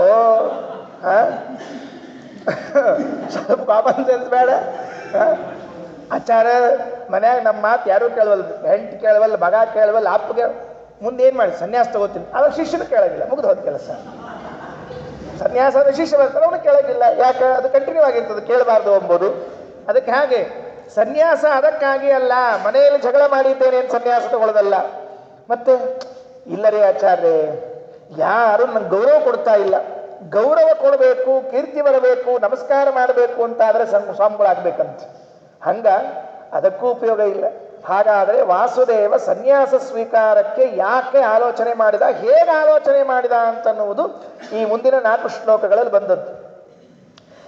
ಮೊದಲನೇ ಶ್ಲೋಕದಲ್ಲಿ ಅವರ ಮನಸ್ಸಿನಲ್ಲಿ ಏನ್ ನಡೀತಾ ಇತ್ತು ಅಂತ ಪಂಡಿತಾಚಾರ್ಯ ಬಿಡಿಸ್ತಾರೆ. ಅಥೈಷ ಸಲ್ಲೋಕದಯ ಸುಧಾರ್ದ್ರಯ ಸದಾಗಮಸ್ತೆ ನಿರಾಸ ಕಾಮಯ ರಮಾವರಾವಾಸಭುವ ವಿಶಾರದೋ ವಿಶಾಲಯ ಚಿಂತಯದಾತ್ಮನೋಧಿಯ. ಧಿಯಾ ಬುದ್ಧಿ, ಮನಸ್ಸು. ಎಂತಹ ಮನಸ್ಸಿನಿಂದ ಆಲೋಚನೆ ಮಾಡ್ತಾ ಇದ್ರು, ಮನಸ್ಸಿನಲ್ಲಿ ಏನು ಅಂದ್ಕೊಳ್ತಾ ಇದ್ರು ಅಂತ ಕೇಳಿದ್ರೆ ಆ ಮನಸ್ಸಿಗೆ ಒಂದು 4 ವಿಶೇಷಣಗಳು. ಸಲ್ಲೋಕದಯ ಸುಧಾರ್ದ್ರಯ ಸದಾಗಮಸ್ತೇನ ನಿರಾಸ ಕಾಮಯ ರಮಾವರಾವಾಸ ಭುವ ವಿಶಾಲಯ ಅಂತ 4 ವಿಶೇಷಣಗಳನ್ನು ಕೊಟ್ಟಿದ್ದಾರೆ. ಅವರ ಬುದ್ಧಿ ಹೇಗಿತ್ತು? ವಾಸುದೇವನ ಬುದ್ಧಿ ಅಂದರೆ 4 ಅಂಶಗಳನ್ನು ಗ್ರಹಣ ಮಾಡಿತ್ತಂತೆ ಮೊದಲು ಮನಸ್ಸಿನಲ್ಲಿ. ಈ 4 ಅಂಶಗಳು ಏನು ಅಂತ ನೋಡಿಬಿಟ್ರೆ ಅವರು ಸನ್ಯಾಸ ತೆಗೆದುಕೊಳ್ಳುವಾಗ ಎಷ್ಟು ಆಲೋಚನೆ ಮಾಡಿದ್ರು ಗೊತ್ತಾಗತ್ತೆ. ಸಲ್ಲೋಕದಯ ಸುಧಾರ್ದ್ರಯ, ಸಜ್ಜನರ ಮೇಲಿನ ಕಾರುಣ್ಯ. ನಾನು ಯಾಕೆ ಸನ್ಯಾಸ ತಗೊಳ್ಬೇಕು ಅಂತಂದ್ರೆ ಎಲ್ಲಾ ಸಜ್ಜನರಿಗೂ ಒಳ್ಳೆಯದಾಗಲಿ. ಸಲ್ಲೋಕ ದಯಾ ಸುಧಾದ್ರಯ, ಸಜ್ಜನರಿಗೆ ದಯೆಯಾಗಲಿ, ಒಳ್ಳೆಯದಾಗಲಿ ಎಂಬುದಕ್ಕಾಗಿ ಸನ್ಯಾಸ ಸ್ವೀಕಾರ ಮಾಡಿದ್ರಂತೆ. ಸದಾಗಮಸ್ತೇನ ನಿರಾಸ ಕಾಮಯ, ಸತ್ಶಾಸ್ತ್ರಗಳನ್ನ ಕೆಲವರು ಕದ್ದಿದ್ರಂತೆ, ಕಳ್ಳರು. ಆ ಕಳ್ಳರಿಗೆಲ್ಲ ಸರಿಯಾದ ಶಿಕ್ಷೆ ಮಾಡಬೇಕಾಗಿತ್ತು. ಅದಕ್ಕಾಗಿ ಸನ್ಯಾಸ ಸ್ವೀಕಾರ ಮಾಡಿದ್ರಂತೆ. ಸದಾಗಮಸ್ತೇನ ಅಂದ್ರೆ ಕಳ್ಳ, ನಿರಾಸಕಾಮಯ ಅಂದ್ರೆ ಅವ್ರನ್ನ ಹೊಡೆದು ಹಾಕಬೇಕು ಅಂತ. ಎಂತಹ ಮನಸ್ಸು ಅಂದ್ರೆ ರಮಾವರಾವಾಸ ಭುವ, ಲಕ್ಷ್ಮೀನಾರಾಯಣರು ಸದಾ ವಾಸ ಮಾಡುವ ಮನಸ್ಸಂತೆ ಅವರದ್ದು. ಅವರ ಮನಸ್ಸಿನಲ್ಲಿ ಲಕ್ಷ್ಮೀನಾರಾಯಣರು ಸದಾ ವಾಸ ಮಾಡ್ತಾ ಇದ್ರಂತೆ. ವಿಶಾಲಯ, ವಿಶಾಲವಾದ ಮನಸ್ಸು. ಅಂತಹ ವಿಶಾಲವಾದ ಮನಸ್ಸಿನಿಂದ ಆಚಾರ್ಯರು ಸನ್ಯಾಸ ತೆಗೆದುಕೊಳ್ಬೇಕು ಅಂತ ಸಂಕಲ್ಪ ಮಾಡಿದರು. ಎಷ್ಟು ಸೊಗಸಾಗಿದೆ ನೋಡ್ರಿ. ಆ ಮನಸ್ಸಿಗೆ 4 ವಿಶೇಷಣಗಳು. ನಮ್ಮ ಮನಸ್ಸು ಹೇಗಿದೆ ಅಂತನ್ನೋದ್ರ ಮೇಲೆ ನಮ್ಮ ವಿಚಾರಗಳು ಹೇಗೆ ಬರುತ್ತೆ ಅಂತ ಅರ್ಥ ಆಗ್ತದಂತೆ. ನಮ್ಮ ಮನಸ್ಸಿನಲ್ಲಿ ಬೇಡವಾದದ್ದೆಲ್ಲ ಕಸ ಕೊಳೆ ಕೂತಿತ್ತು ಅಂದ್ರೆ ವಿಚಾರ ಬರುವಾಗಲೂ ಕೂಡ ಡಿಫೆಕ್ಟಿವ್ ಆದ ವಿಚಾರಗಳೇ ಬರ್ತದೆ, ಎಫೆಕ್ಟಿವ್ ಆದ ವಿಚಾರಗಳು ಬರೋದಿಲ್ಲ. ಯಾವಾಗ ಅಫೆಕ್ಟಿವ್ ಆದ ವಿಚಾರಗಳು ಬರ್ತದೆ ಅಂದ್ರೆ ಶುದ್ಧವಾದ ಮನಸ್ಸಿರಬೇಕಾಗ್ತದೆ. ಮೊದಲು ನೋಡ್ಕೊಳ್ರಿ, ಸಲ್ಲೋಕ ದಯಾ ಸುಧಾಗ್ರಯ, ಲೋಕದಲ್ಲಿ ಸಜ್ಜನರಿಗೆ ಎಲ್ಲ ಅನುಗ್ರಹ ಮಾಡಬೇಕು ಅಂತ ಇಟ್ಕೊಂಡೇ ಸನ್ಯಾಸ ತಗೊಂಡ್ರಂತೆ. ಎರಡನೆಯದ್ದು ದುರ್ಜನರಿಗೆ ಶಿಕ್ಷೆ ಕೊಡಬೇಕು ಅಂತ ತಿಳಿದುಕೊಂಡು. 2 ಅಂಶ ಎಷ್ಟು ಚೆನ್ನಾಗಿದೆ ನೋಡ್ರಿ. ಸಜ್ಜನರಿಗೆ ಒಳ್ಳೆಯದಾಗಬೇಕು, ದುರ್ಜನರಿಗೆ ಶಿಕ್ಷೆಯಾಗಬೇಕು. ಇವೆರಡೂ ಕೂಡ ತಮ್ಮ ಸ್ವಂತಕ್ಕಾಗಿ ಅಲ್ಲ, ರಮಾವರಾವಾಸ ಭುವ, ಶ್ರೀಹರಿಗೆ ಪ್ರೀತಿಯಾಗಲಿ ಅಂತ. ವಾಸುದೇವನ ಕೆಲಸ ಏನು ಅಂದ್ರೆ ನಾನು ಏನು ಮಾಡಿದರೂ ಕೂಡ ಅದೇನಾಗಬೇಕು, ಭಗವಂತನಿಗೆ ಪ್ರೀತಿಯಾಗಬೇಕು. ಮನಸ್ಸಿನಲ್ಲಿ ಆಲೋಚನೆ ಮಾಡುವಾಗಲೂ ಕೂಡ ದೇವರಿಗೆ ಪ್ರೀತಿಯಾಗಲಿ ಅಂತ ಆಲೋಚನೆ ಮಾಡುವಷ್ಟು ಶುದ್ಧವಾದ ವಿಚಾರ ಇದ್ದದ್ದು ವಾಯುದೇವರಿಗೆ ಮಾತ್ರ. ನಮಗಷ್ಟೆಲ್ಲ ವಿಚಾರ ಮಾಡ್ಲಿಕ್ಕೆ ಆಗೋದೇ ಇಲ್ಲ. ನಮಗೂ ಒಳ್ಳೇದಾಗ ಸಾಕು ಆಚಾರ್ಯ, ನಮ್ದು ನಮ್ಮವ್ರದ್ದು ಇಷ್ಟಾದ್ರೆ ಸಾಕು ಆಚಾರ. ಸುಳ್ಳ ಉಳಿದವರಿಗೆಲ್ಲ ಲೋಕ ಸಮಸ್ತ ಸುಖಿರೋ ಭವಂತು ಯಾರು ಕೂತ್ಕೋತಾರೆ ಆಚಾರ? ಎಲ್ಲಿ ಲೋಕ ಸಮಸ್ತ ಸುಖಿರೋ ಭವಂತು? ನಮ್ದು ಏನು ಲೋಕ ಅದು ನೋಡ್ರಿ, ಸಣ್ಣದೊಂದು ಲೋಕ, ಇಷ್ಟೇ. ಸಮಸ್ತ ಸುಖಿನ ಭವಂತು ಅಷ್ಟೇ. ಸಲ್ಲೋಕದಯ ಸುಧಾದ್ರಯ, ಸಜ್ಜನರಿಗೆ ಒಳ್ಳೆಯದಾಗಬೇಕು ಅಂತ ತಿಳಿದುಕೊಂಡು ಹೇಳಿ. ಅಂದ್ರೆ ಯಾರು ಸಜ್ಜನರು, ಯಾರಿಗಾಗಿ ಇದು ಒಳ್ಳೆಯದಾಗಬೇಕು ಅಂತ ಕೇಳಿದ್ರು ಅಂದ್ರೆ 2ನೇ ಸರ್ಗವನ್ನ ಕೇಳಿ 3ನೇ ಸರ್ಗ ಮುಗಿಸ್ಕೊಂಡು 4ನೇ ಸರ್ಗಕ್ಕೆ ಬಂದೀವಲ್ಲ, 2ನೇ ಸರ್ಗ ಮರ್ತಿರ್ತದೆ. ಮರ್ತಿದ್ರೆ ಭಾಳ ಚಲೋ ರೀ. ಯಾಕೆ ನೆನಪಿದ್ರೆ ನಾ ಏನು ಹೇಳಬೇಕು ನಿಮಗೆ? ಆವಾಗ ಮರಿತಿತ್ತು ಅಂತಂದ್ರೆ ನನಗೆ ಸ್ವಲ್ಪ ಹೇಳಲಿಕ್ಕೆ ಏನರ ವಿಷಯ ಸಿಗ್ತಿರ್ತಾವ. ಹೇಳಿದ್ದು ನೆನಪಿರೋದು, ಹೇಳದೇ ಇದ್ದದ್ದು ನೆನಪಿರೋದು. ಆಚಾರ್ಯ ಹೇಳ್ಬೇಕೇನು ಆಮೇಲೆ? ಅದಕ್ಕೆ 2ನೇ ಸರ್ಗದಲ್ಲಿ ಹೇಳುವಾಗ ವಾಯುದೇವರ ಅವತಾರಕ್ಕಿಂತ ಮೊದಲು ಎಲ್ಲ ಭೂಮಿಯಲ್ಲಿ ಸಜ್ಜನರು ಪ್ರಾರ್ಥನೆ ಮಾಡಿಕೊಂಡಿದ್ರಂತೆ ದೇವರಿಗೆ. ಚಿಂತಾಕುಲಂ ವಿವಿಧ ಸಾಧು ಕುಲಂ ಬಭೂವ, 2ನೇ ಸರ್ಗದಲ್ಲಿ ಹೇಳುವಾಗ. ವೇದ 5ನೇ ಶ್ಲೋಕ, 2ನೇ ಸರ್ಗದ 5ನೇ ಶ್ಲೋಕದಲ್ಲಿ ವೇದಾಂತ ಸಂತತ ಕೃತಾಂತರ ಸಂನ ವಿದ್ಮಃ, ನಮಗೆ ಯಾರು ಗತಿ ಇಲ್ಲ, ಯಾರಾದರೂ ಒಬ್ರು ಅವತಾರ ಮಾಡಿ ನಮಗೆ ಸತ್ಶಾಸ್ತ್ರವನ್ನು ಕೊಡಬಾರ್ದ ಅಂತ ವಾಸುದೇವನ ಅವತಾರಕ್ಕಿಂತಲೂ ಮೊದಲು ಕೆಲವು ಸಜ್ಜನರು ಶಾಸ್ತ್ರಗಳು ಬೇಕು ಅಂತ ಹಂಬಲಿಸಿದ್ರಂತೆ. ಸಲ್ಲೋಕ ದಯಾ ಸುಧಾದ್ರಯ, ಅವತ್ತೇನು ಭೂಮಿಯಲ್ಲಿ ಸಜ್ಜನರೆಲ್ಲ ಅಪೇಕ್ಷೆ ಪಟ್ಟಿದ್ರು ಅಂಥ ಸತ್ಶಾಸ್ತ್ರವನ್ನು ಕೊಡಬೇಕು ಸಜ್ಜನರಿಗೆ ಎನ್ನುವುದಕ್ಕಾಗಿ ಸನ್ಯಾಸ ತಗೊಳ್ಳಿಕ್ಕೆ ತಯಾರು ಮಾಡಿಕೊಂಡ್ರಂತೆ. ಒಂದು ಕಾರಣ. 2ನೇದು, ಅವರಪ್ಪ ನಡಿಲ್ಲಾಯರು ಅವರು ಅಂದ್ಕೊಂಡಿದ್ರು ತ್ರಾತಾಯ ಏವ ನರಕಾತ್ ಸಹಿ ಪುತ್ರ ನಾಮ, ಒಬ್ಬ ಶ್ರೇಷ್ಠ ಮಗ ಹುಟ್ಟಬೇಕು, ಮಗ ಹುಟ್ಟಿ ಒಳ್ಳೆ ಶಾಸ್ತ್ರಗಳನ್ನು ನಿರ್ಮಾಣ ಮಾಡಿ ನನ್ನ ಉದ್ಧಾರ ಮಾಡಬೇಕು ಅಂತ ಅನ್ಕೊಂಡಿದ್ದಂತೆ. ಆ ಅಪ್ಪನ ಮೇಲಿನ ದಯೆಯಿಂದ ಸಲ್ಲೋಕ ದಯಾ ಸುಧಾರ್ದ್ರಯ. ಮೊದಲನೇದ್ದು ಭೂಮಿಯಲ್ಲಿದ್ದ ಆಗಿನ ಕಾಲದ ಸಜ್ಜನರು. 2ನೇದ್ದು ನಡಿಲ್ಲಾಯರು, ನನ್ನ ಮಗ ಹುಟ್ಟಬೇಕು, ನನಗೆ ಪಾಠ ಹೇಳಬೇಕು, ನನಗೆ ಉದ್ಧಾರ ಮಾಡಬೇಕು ಅಂತ. 3ನೇದ್ದು ಗೋದಾನ ಕೊಟ್ಟಿದ್ದು ನೋಡ್ರಿ ಒಬ್ಬ ಬ್ರಾಹ್ಮಣ. ಆ ಗೋದಾನ ಕೊಟ್ಟ ಬ್ರಾಹ್ಮಣನಿಗೆ ಶಾಸ್ತ್ರ ಸಿಗಬೇಕಾಗಿತ್ತಲ್ಲ, ಹಾಗಾದ್ರೆ ಅವನ ಮೇಲಿನ ಅನುಗ್ರಹ. ಅಥೈಷ ಸಲ್ಲೋಕ ದಯಾ ಸುಧಾರ್ದ್ರಯ ಸದಾಗಮಸ್ತೇನ ನಿರಾಸಕಾಮಯ ರಮಾವರಾವಾಸ ಭುವ ವಿಶಾರದೋ ವಿಶಾಲಯ ಚಿಂತಯದಾತ್ಮನೋಧಿಯ. 3 ಪಾಯಿಂಟ್ ಅದನ್ನು ಬಿಟ್ಕೊಳ್ರಿ. ಸಲ್ಲೋಕ ದಯಾ ಸುಧಾರ್ದ್ರಯ, ವಾಸುದೇವನ ಅವತಾರಕ್ಕೂ ಮೊದಲೇ ಕಾಯ್ದಿರುವಂತಹ ಸಜ್ಜನರಿಗಾಗಿ. 2ನೇದ್ದು ತಂದೆಗಾಗಿ. 3ನೇದ್ದಾಗಿ ಮೂಡಿಲ್ಲಾಯರು, ಯಾರು ಪಾಠ ಓದಬೇಕು ಅಂತಿದ್ರು ಅವರಿಗಾಗಿ. ಮತ್ತೆಂಥವರಿಗೆ? ಅಥೈಷ ಸಲ್ಲೋಕ ದಯಾ ಸುಧಾರ್ದ್ರಯ, ಇನ್ನು ಮುಂದೆ ಗುರುಗಳಾಗಿ ಬರುವಂತಹ ಅಚ್ಯುತ ಪ್ರೇಕ್ಷಾಚಾರ್ಯರಿಗಾಗಿ. ಅವ್ರಿಗೂ ಶಾಸ್ತ್ರ ಹೇಳಬೇಕಲ್ಲ, ಮತ್ತೆ ಗುರುಗಳಿಗೂ ಶಾಸ್ತ್ರ ಕೊಡಬೇಕಲ್ಲ, ಅಂತಹ ಗುರುಗಳ ಮೇಲಿನ ದಯೆಯಿಂದ. ಅಥೈಷ ಸಲ್ಲೋಕ ದಯಾ ಸುಧಾರ್ದ್ರಯ. ಅಥವಾ ಇನ್ಯಾರು ಸಜ್ಜದರು ಅಂತ ಕೇಳಿದ್ರೆ ಶ್ರೀಮದಾಚಾರ್ಯಕ್ಕಿಂತಲೂ ಮೊದಲೇ ಅಚ್ಯುತ ಪ್ರೇಕ್ಷಾಚಾರ್ಯ ಕಡೆಗೆ ಕೆಲವರು ಸನ್ಯಾಸ ತಗೊಂಡಿದ್ರಂತೆ. ಲಿಕುಚಯತಿಗಳು ಅಂತಿದ್ರು. ಆ ಲಿಕುಚಯತಿಗಳು ಅಚ್ಯುತ ಪ್ರೇಕ್ಷಾಚಾರ್ಯ ಜೊತೆಗೆ ಅಡ್ಡಾಡ್ಕೊಂಡಿದ್ರಂತೆ. ಒಂದು ದಿವಸ ಈ ಮುಂದಿನ ಸರ್ಗದಲ್ಲಿ ಕಥೆ ಬರುತ್ತೆ. ಈ ವಾಸುದೇವನ ಅರ್ಥಾತ್ ಮುಂದೆ ಸನ್ಯಾಸವಾದ ಮೇಲೆ ಅವರ ಜೊತೆಗೆ ಒಡನಾಟ ಹೆಚ್ಚಿ, ನೀನೇ ಯಾಕೆ ಒಂದು ಶಾಸ್ತ್ರವನ್ನು ರಚನೆ ಮಾಡಬಾರದು, ನಮಗೆಲ್ಲ ಉದ್ಧಾರ ಮಾಡಲಿಕ್ಕೆ ಅಂತ ಅವರು ಮುಂದೆ ಕೇಳವರಿದ್ದಾರೆ.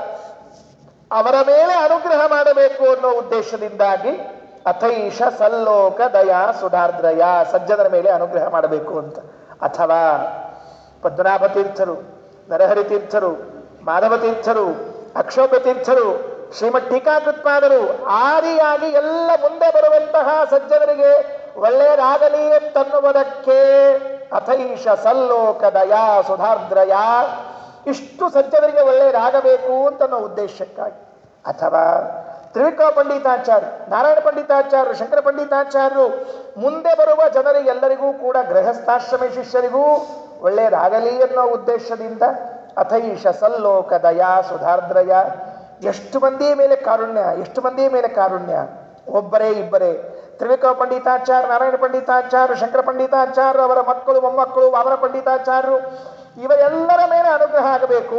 ಶ್ರೀಮದ್ ಟೀಕಾಕೃತ್ಪಾದರನ್ನ ಮೊದಲು ಮಾಡಿಕೊಂಡು ಚಂದ್ರಿಕಾಚಾರ್ಯರು, ರಾಜರು, ಮತ್ತೆ ಮಂತ್ರಾಲಯ ಪ್ರಭುಗಳು, ರಘುತ್ತಮ ಸ್ವಾಮಿಗಳು, ವಿಜೇಂದ್ರ ಸ್ವಾಮಿಗಳು, ಇವರೆಲ್ಲರ ಮೇಲೆ ಅನುಗ್ರಹ ಆಗಬೇಕು. ಅವರೆಲ್ಲರಿಗೂ ಉಪಯೋಗ ಬೀಳುವಂತಹ ಗ್ರಂಥ ರಚನೆ ಆಗಬೇಕು.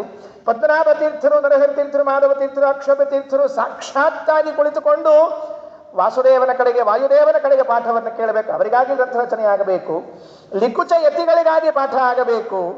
ಮೂಡಿಲ್ಲಾಯನಿಗೆ ಪಾಠ ಆಗಬೇಕು. ಗೋದಾನವನ್ನ ಮಾಡಿಬಿಟ್ಟ ಬ್ರಾಹ್ಮಣ ಗುರುಪುತ್ರ ಇದ್ದಾನಲ್ಲ ವಾಸುದೇವ, ಅವನಿಗೆ ಪಾಠ ಆಗಬೇಕು. ಯಾಕೆ ಅಂದರೆ ಆ ವಾಸುದೇವನು ಇವ್ರ ಜೊತೆಗೆ ಬೆಳೆದುಕೊಂಡು ಬರ್ತಾನೆ, ಇವರಲ್ಲಿಯೇ ಪಾಠವನ್ನು ಕಲಿತಾನೆ. ಹಾಗೆಲ್ಲ ಇದ್ದಾಗ ಇಷ್ಟೆಲ್ಲ ಸಜ್ಜನರಿಗೂ ಕೂಡ ಕ್ಷೇಮವಾಗಿರುವ ಉದ್ದೇಶದಿಂದ ಶ್ರೀಮದಾಚಾರ್ಯ ಸನ್ಯಾಸವನ್ನು ತೆಗೆದುಕೊಂಡ್ರಂತೆ. ಒಬ್ಬರಿಗೆ ಇಬ್ಬರಿಗೆ ಅಲ್ವೇ ಅಲ್ಲ, ಮುಂದೆ ಸ್ವಲ್ಪ ಮುಂದೆ ಹೋದ್ಮೇಲೆ ಆಶ್ಚರ್ಯ ಆಗತ್ತೆ. ನಾವೆಲ್ಲರೂ ಅವರ ಬುದ್ಧಿಯಲ್ಲಿ ಇದ್ವಿ, ನೆನಪಿಟ್ಕೊಳ್ರಿ.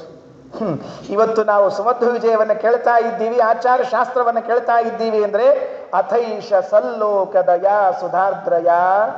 ನಾವೆಲ್ಲ ಅವರ ಬುದ್ಧಿಯಲ್ಲಿ ಇದ್ದದ್ದಕ್ಕೇನೆ ನಮಗೂ ಒಂದೆರಡು ಅಕ್ಷರ ಸಿಗ್ತಾ ಇದೆ.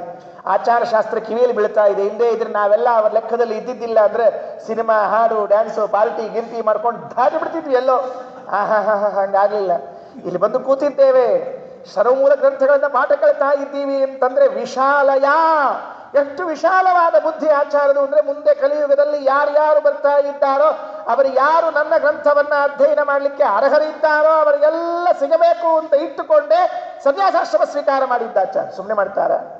ಅಥೈಷ ಸಲ್ಲೋಕ ದಯಾ ಸುಧಾರ್ದ್ರಯ ಸದಾಗಮಸ್ತೇನ ನಿರಾಸ ಕಾಮಯ ರಮಾವರಾವಾಸ ಭುವಾ ವಿಶಾರದೋ ವಿಶಾಲಯ ಚಿಂತಯದಾತ್ಮನೋದಿಯಾ. ಸಲ್ಲೋಕ ದಯಾ ಸುಧಾರ್ದ್ರಯ ಸದಾಗಮಸ್ತೇನ ನಿರಾಸ ಕಾಮಯ. ಸದಾಗಮಗಳು ಅಂತೇನಿವೆಯಲ್ಲ, ಆ ಸದಾಗಮಗಳನ್ನ ಕದ್ದವರು ಕೆಲವರಿದ್ರು. ಯಾವುದು ಸತ್ಶಾಸ್ತ್ರಗಳು? ಶಾಸ್ತ್ರಗಳನ್ನು ಕದೀತಾರ? ಹೌದು, ಇದ್ರು. ಹಯಗ್ರೀವಾಸುರನಂಥವ್ರು ಇದ್ದೇ ಇದ್ದಿರ್ರಿ. ಭಗವಂತ ಬ್ರಹ್ಮದೇವರು ವೇದೋಚ್ಚಾರಣೆ ಮಾಡಿ ಹೀಗೆ ಮಲಗ್ತಾ ಇದ್ರಂತ. ವೇದೋಚ್ಚಾರಣೆ ಮಾಡಿ ಮಲಗುವಾಗ ಎಲ್ಲ ವೇದಗಳನ್ನು ಹಿಡ್ಕೊಂಡು ಓಡೋಗ್ಬಿಟ್ರು, ಅಪಹಾರ ಮಾಡ್ಕೊಂಡು ಹೋಗ್ಬಿಟ್ರು.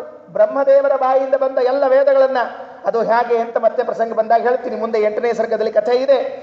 ಆ ವೇದಗಳನ್ನ ಕತ್ತರೆ ಅದನ್ನ ತರಬೇಕು ಅಂತ ಹೇಳಿ ಭಗವಂತ ಮತ್ಸ್ಯನಾಮಕನಾಗಿ ಹೋಗಿ ಹಯಗ್ರೀವಾಸುರನ ಸಂಹಾರ ಮಾಡಿ ವೇದವನ್ನೆಲ್ಲ ತೆಗೆದುಕೊಂಡು ಬಂದ. ಹೀಗೆ ಸತ್ಶಾಸ್ತ್ರಗಳನ್ನು ಕದಿಯುವ ಕಳ್ಳರಿದ್ದಾರೆ. ಒಳ್ಳೊಳ್ಳೆ ಪುಸ್ತಕಗಳು ಸುದೈವಕ್ಕಿವತ್ತು ಒಂದೊಂದು ಪುಸ್ತಕಗಳು ಸಾವಿರಾರು ಪ್ರಿಂಟ್ ಆಗ್ತಾವ. ಅದರಿಂದ ಯಾರು ಕದ್ಕೊಂಡ್ರು ತೊಂದರೆ ಇಲ್ಲ, ಸಿಗ್ತಾವ. ಹಿಂದೆಲ್ಲ ಪಾಪ ಹಸ್ತಪ್ರತಿಗಳ್ರಿ, 1, 2 ಬರೆದಿಟ್ಟಿರ್ಬೇಕು, ಹೊತ್ಕೊಂಡು ಹೋಗ್ಬಿಟ್ರೆ ಮುಗದೆ ಹೋಯ್ತು. ಹೇಳಿದ ಆಶ್ಚರ್ಯ ಆಗ್ತದೆ. ಟೀಕಾಕೃತ್ಪಾದರು ಬರೆದಿಟ್ಟು ಗ್ರಂಥನ ಒಬ್ರು ಹೊತ್ಕೊಂಡು ಹೋಗಿದ್ರಂತ, ಉಳಿದವ್ರದ್ದು ಬಿಟ್ಟುಬಿಟ್ರಿ. ಟೀಕಾಕೃತ್ಪಾದರು ಗೀತಾ ತಾತ್ಪರ್ಯಕ್ಕೆ ವ್ಯಾಖ್ಯಾನ ಬರೆದಿದ್ರೆ ಆ ಪುಸ್ತಕ ಒಂದು ಕಾಪಿನ ಯಾರೋ ಪುಣ್ಯಾತ್ಮರು ಹಾರಿಸ್ಕೊಂಡು ಹೋಗ್ಬಿಟ್ಟಿದ್ರಂತ. ಬೆಂಕಿಯಲ್ಲಿ ಆಹುತಿ ಆಗ್ಬಿಟ್ಟಿತ್ತಂತೆ ಆ ಪುಸ್ತಕ. ಮತ್ತೆ ಬರೆದ್ರಂತೆ. ಬರೆದ್ರೆ ಆಶ್ಚರ್ಯ ಹೇಳ್ತಾರೆ, ಮೊದಲೇನು ಬರೆದಿದ್ರಲ್ಲ ಆಮೇಲೆ ಏನು ಬರೆದಿಲ್ಲ, ಎರಡೂ ಒಂದೇ ಥರ ಬರೆದಿದ್ರಂತ, ಏನು ವ್ಯತ್ಯಾಸ ಆಗಿದ್ದಿಲ್ಲ ಅಂತ. ಎಷ್ಟು ಹೆಂಗೆ ಬರೆದಿರ್ಬೇಕು ವಿಚಾರ ಮಾಡಿ. ಇದೆಲ್ಲ ಇತಿಹಾಸ ಅಪೂರ್ವ, ಇದೆಲ್ಲ ಟೀಕಾಕೃತ್ಪ ಅದ್ರ ಬಗ್ಗೆ ಹೇಳ್ತಾ ಹೊರಟು. ಹಾಗಾಗಿ ಸದಾಗಮಗಳನ್ನು, ಸತ್ಶಾಸ್ತ್ರಗಳನ್ನು ಕದ್ದವರಿದ್ದಾರೆ, ಇಲ್ಲ ಅಂತ ತಿಳಿಬೇಡ್ರಿ. ಯಾವುದು ಸದಾಗಮಗಳು? ಋಗಾದ್ಯಾ ಭಾರತಂ ಚೈವ ಪಂಚರಾತ್ರ ಮಥಾಖಿಲಂ ಮೂಲರಾಮಾಯಣಂ ಚೈವ ಪುರಾಣಂ ಚೈತದಾಹೃತಂ ಯೇ ಚಾಯುನಾಯನಸ್ತೇಷಾಂ ಸರ್ವೇ ತೇ ಚ ಸದಾಗಮಾಃ. ಆಚಾರ್ಯರು ವಿಷ್ಣು ತತ್ವ ನಿರ್ಣಯದಲ್ಲಿ ಹೇಳುವಾಗ ಋಗಾದ್ಯಾ ಭಾರತಂ ಚೈವ, ಸತ್ಶಾಸ್ತ್ರಗಳು ಯಾವುದು ಅಂತ ತಿಳಿಸಿದ್ದಾರೆ. ಸತ್ಶಾಸ್ತ್ರಗಳನ್ನು ಕದ್ದ ಕಳ್ಳರಿಗೆ ಶಿಕ್ಷೆ ಕೊಡಬೇಕು ಅಂತ ತಾನೇ ಬಂದದ್ದು.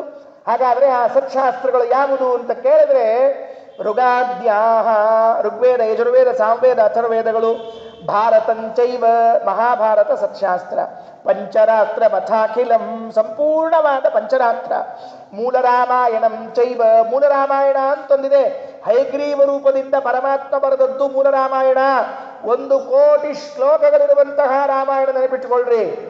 ವಾಲ್ಮೀಕಿಗಳು ಕೊಟ್ಟದ್ದು 24,000 ಶ್ಲೋಕಗಳ ರಾಮಾಯಣ ಮಾತ್ರ ನಮಗೆ ಸಿಕ್ಕದ್ದು. 1 ಕೋಟಿ ಶ್ಲೋಕದ ರಾಮಾಯಣ ಉಂಟು. ಆ ರಾಮಾಯಣ ಇದು ಸದಾಗಮ. ಪುರಾಣಂಚೈತದಾತ್ಮಕಂ, 18 ಪುರಾಣಗಳೇನಿವೆಯಲ್ಲ ಅವೆಲ್ಲ ಸದಾಗಮಗಳು. ಏಚ ಅನುಯಾಯಿನಃ, ಈ ಪುರಾಣಗಳನ್ನು, ಈ ವೇದಗಳನ್ನು ಅನುಸರಣೆ ಮಾಡಿಕೊಂಡು ಬಂದ ಮನುಸ್ಮೃತಿ, ಯಾಜ್ಞವಲ್ಕ್ಯ ಸ್ಮೃತಿ, ವಾಸಿಷ್ಠ ಸ್ಮೃತಿ, ಪಾರಾಶರ ಸ್ಮೃತಿಗಳೇನಿವೆಯಲ್ಲ ಇವೆಲ್ಲ ಸದಾಗಮಗಳು. ಇಂಥ ಸದಾಗಮಗಳನ್ನು ಕದ್ದವರು, ಇಷ್ಟೊಳ್ಳೆ ಅಮೂಲ್ಯ ರಾಶಿ, ಗ್ರಂಥಗಳ ರಾಶಿಯನ್ನು ಕದ್ದು ಬಿಟ್ರೆ ಏನಾಗಲಿಕ್ಕಿಲ್ಲ ಹೇಳಿ ನೋಡಂತ. ಬ್ರಹ್ಮಸೂತ್ರ ನಿಜವಾಗಿ ಸದಾಗಮ. ಸದಾಗಮಸ್ತೇನ ನಿರಾಸಕಾಮಯ. ಆಚಾರ, ಕದಿಯೋದು ಅಂದ್ರೆ ಏನ್ರಿ? ಕದ್ಕೊಂಡು ಹೋಗೋದು ಅಂದ್ರೆ ಏನು? ಅದಕ್ಕೆ ಆಚಾರ್ಯರು ಐತ್ರೇಯ ಭಾಷ್ಯದಲ್ಲಿ ಹೇಳುವಾಗ ಒಂದು ಮಾತು ಹೇಳ್ತಾರೆ. ಕದಿಯೋದು ಅಂದ್ರೆ ಏನು ಅಂದ್ರೆ ಶ್ಲೋಕಗಳಿಗೆ ಅಪಾರ್ಥ ಮಾಡೋದು, ಸೂತ್ರಗಳಿಗೆ ತಪ್ಪು ಅರ್ಥ ಮಾಡೋದು. ಇದೇ ಕಳ್ತನ, ಇನ್ನೇನು ಕಳ್ತನ ಆಗಬೇಕಾಗಿದೆ? ಶಾಸ್ತ್ರವನ್ನ ಕದಿಯೋದು ಅಂದ್ರೆ ಪುಸ್ತಕ ಕದ್ಕೊಂಡು ಹೋಗೋದಲ್ಲ, ಇದ್ದ ಶಾಸ್ತ್ರಕ್ಕೆ ಇನ್ನೊಂದು ಅರ್ಥ ಹೇಳ್ಬಿಡೋದು. ಒಬ್ಬ ಇದನ್ನ ಮಾಡ್ತಾ ಇದ್ನಂತ, ರಾಮಾಯಣ ಹೇಳ್ತಾ ಇದ್ನಂತ. ರಾಮಾಯಣ ಹೇಳ್ತಾ ಇರುವಾಗ ರಾಮಚಂದ್ರ ಆ ರಾವಣನ ಜೊತೆಗೆ ಯುದ್ಧ ಮಾಡ್ತಾ ಇರುವಾಗ ಯುದ್ಧ ಭೂಮಿಯಲ್ಲಿ ಇಬ್ಬರನ್ನ ಕೊಂದುಬಿಟ್ಟ. ಎಂಥವರವರು? ದಶರಾಮಶರಾಪೇತುಹು ಅಂದ್ಬಿಟ್ರು. ದಶರಾಮಶರ ಅನ್ನುವಂತಹ ಇಬ್ಬ ರಾಕ್ಷಸರನ್ನ ರಾಮಚಂದ್ರ ಕೊಂದುಬಿಟ್ಟ ಅಂತ ಹೇಳ್ಬಿಟ್ರು. ಆ ಪುರಾಣಿಕ ಹೇಳುವಾಗ ಒಬ್ಬ ಖರೇ ಓದ್ಕೊಂಡು ಬಂದು ಆಚಾರ ಕೂತಿದ್ರು. ಅವರು ರಾಮಾಯಣ ಎಕ್ಸ್ಪರ್ಟು.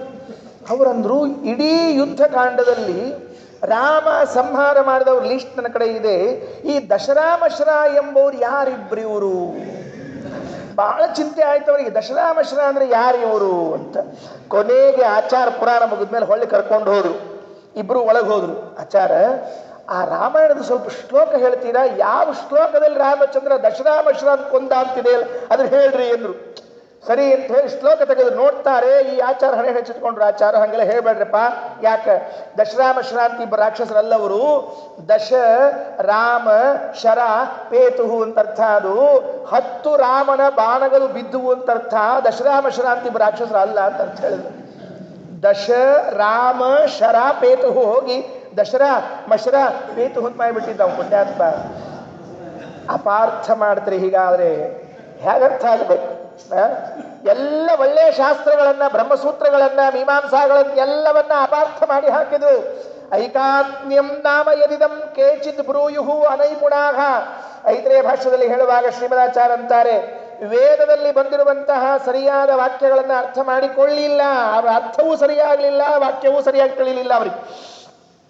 ಅಹಂ ಬ್ರಹ್ಮಾಸ್ಮಿ, ತತ್ವಮಸಿ, ಸರ್ವಂ ಖಲ್ವಿದಂ ಬ್ರಹ್ಮ, ನೇಹನಾಸ್ತಿ ಕಿಂಚನ. ಇವೆಲ್ಲ ವಾಕ್ಯಗಳು ಕೂಡ ಭಗವಂತನ ಗುಣಗಳನ್ನು ಹೇಳ್ತಾ ಇದ್ರೆ ಜೀವಬ್ರಹ್ಮರ ಅಭೇದ ಹೇಳ್ತಾ ಇದೆ ಅಂತ ತಿಳ್ಕೊಂಡು ಕೂತಿದ್ರಂತ. ಎಡ್ಡರ್ತನ ಇದೆಲ್ಲ ಬಂದಾಗ ಹೇಳ್ತೀನಿ ಮತ್ತೆ.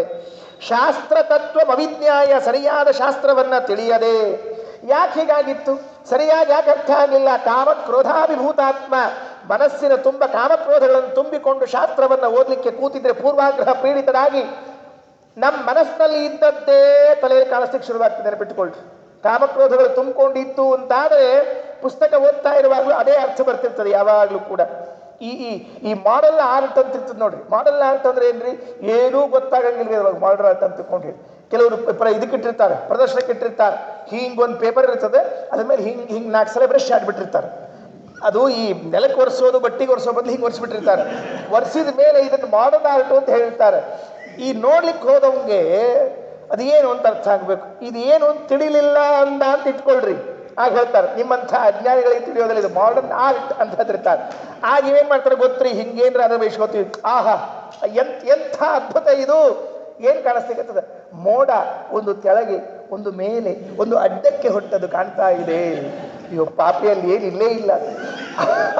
ಅವನು ಬ್ರಷು ನೆಲಕ್ಕೆ ಒರೆಸಬಾರ್ದು ಅಂತ ಅಲ್ಲಿ ಒರೆಸಿದ್ದಾನು. ಇದು ಮಾಡರ್ನ್ ಆರ್ಟ್.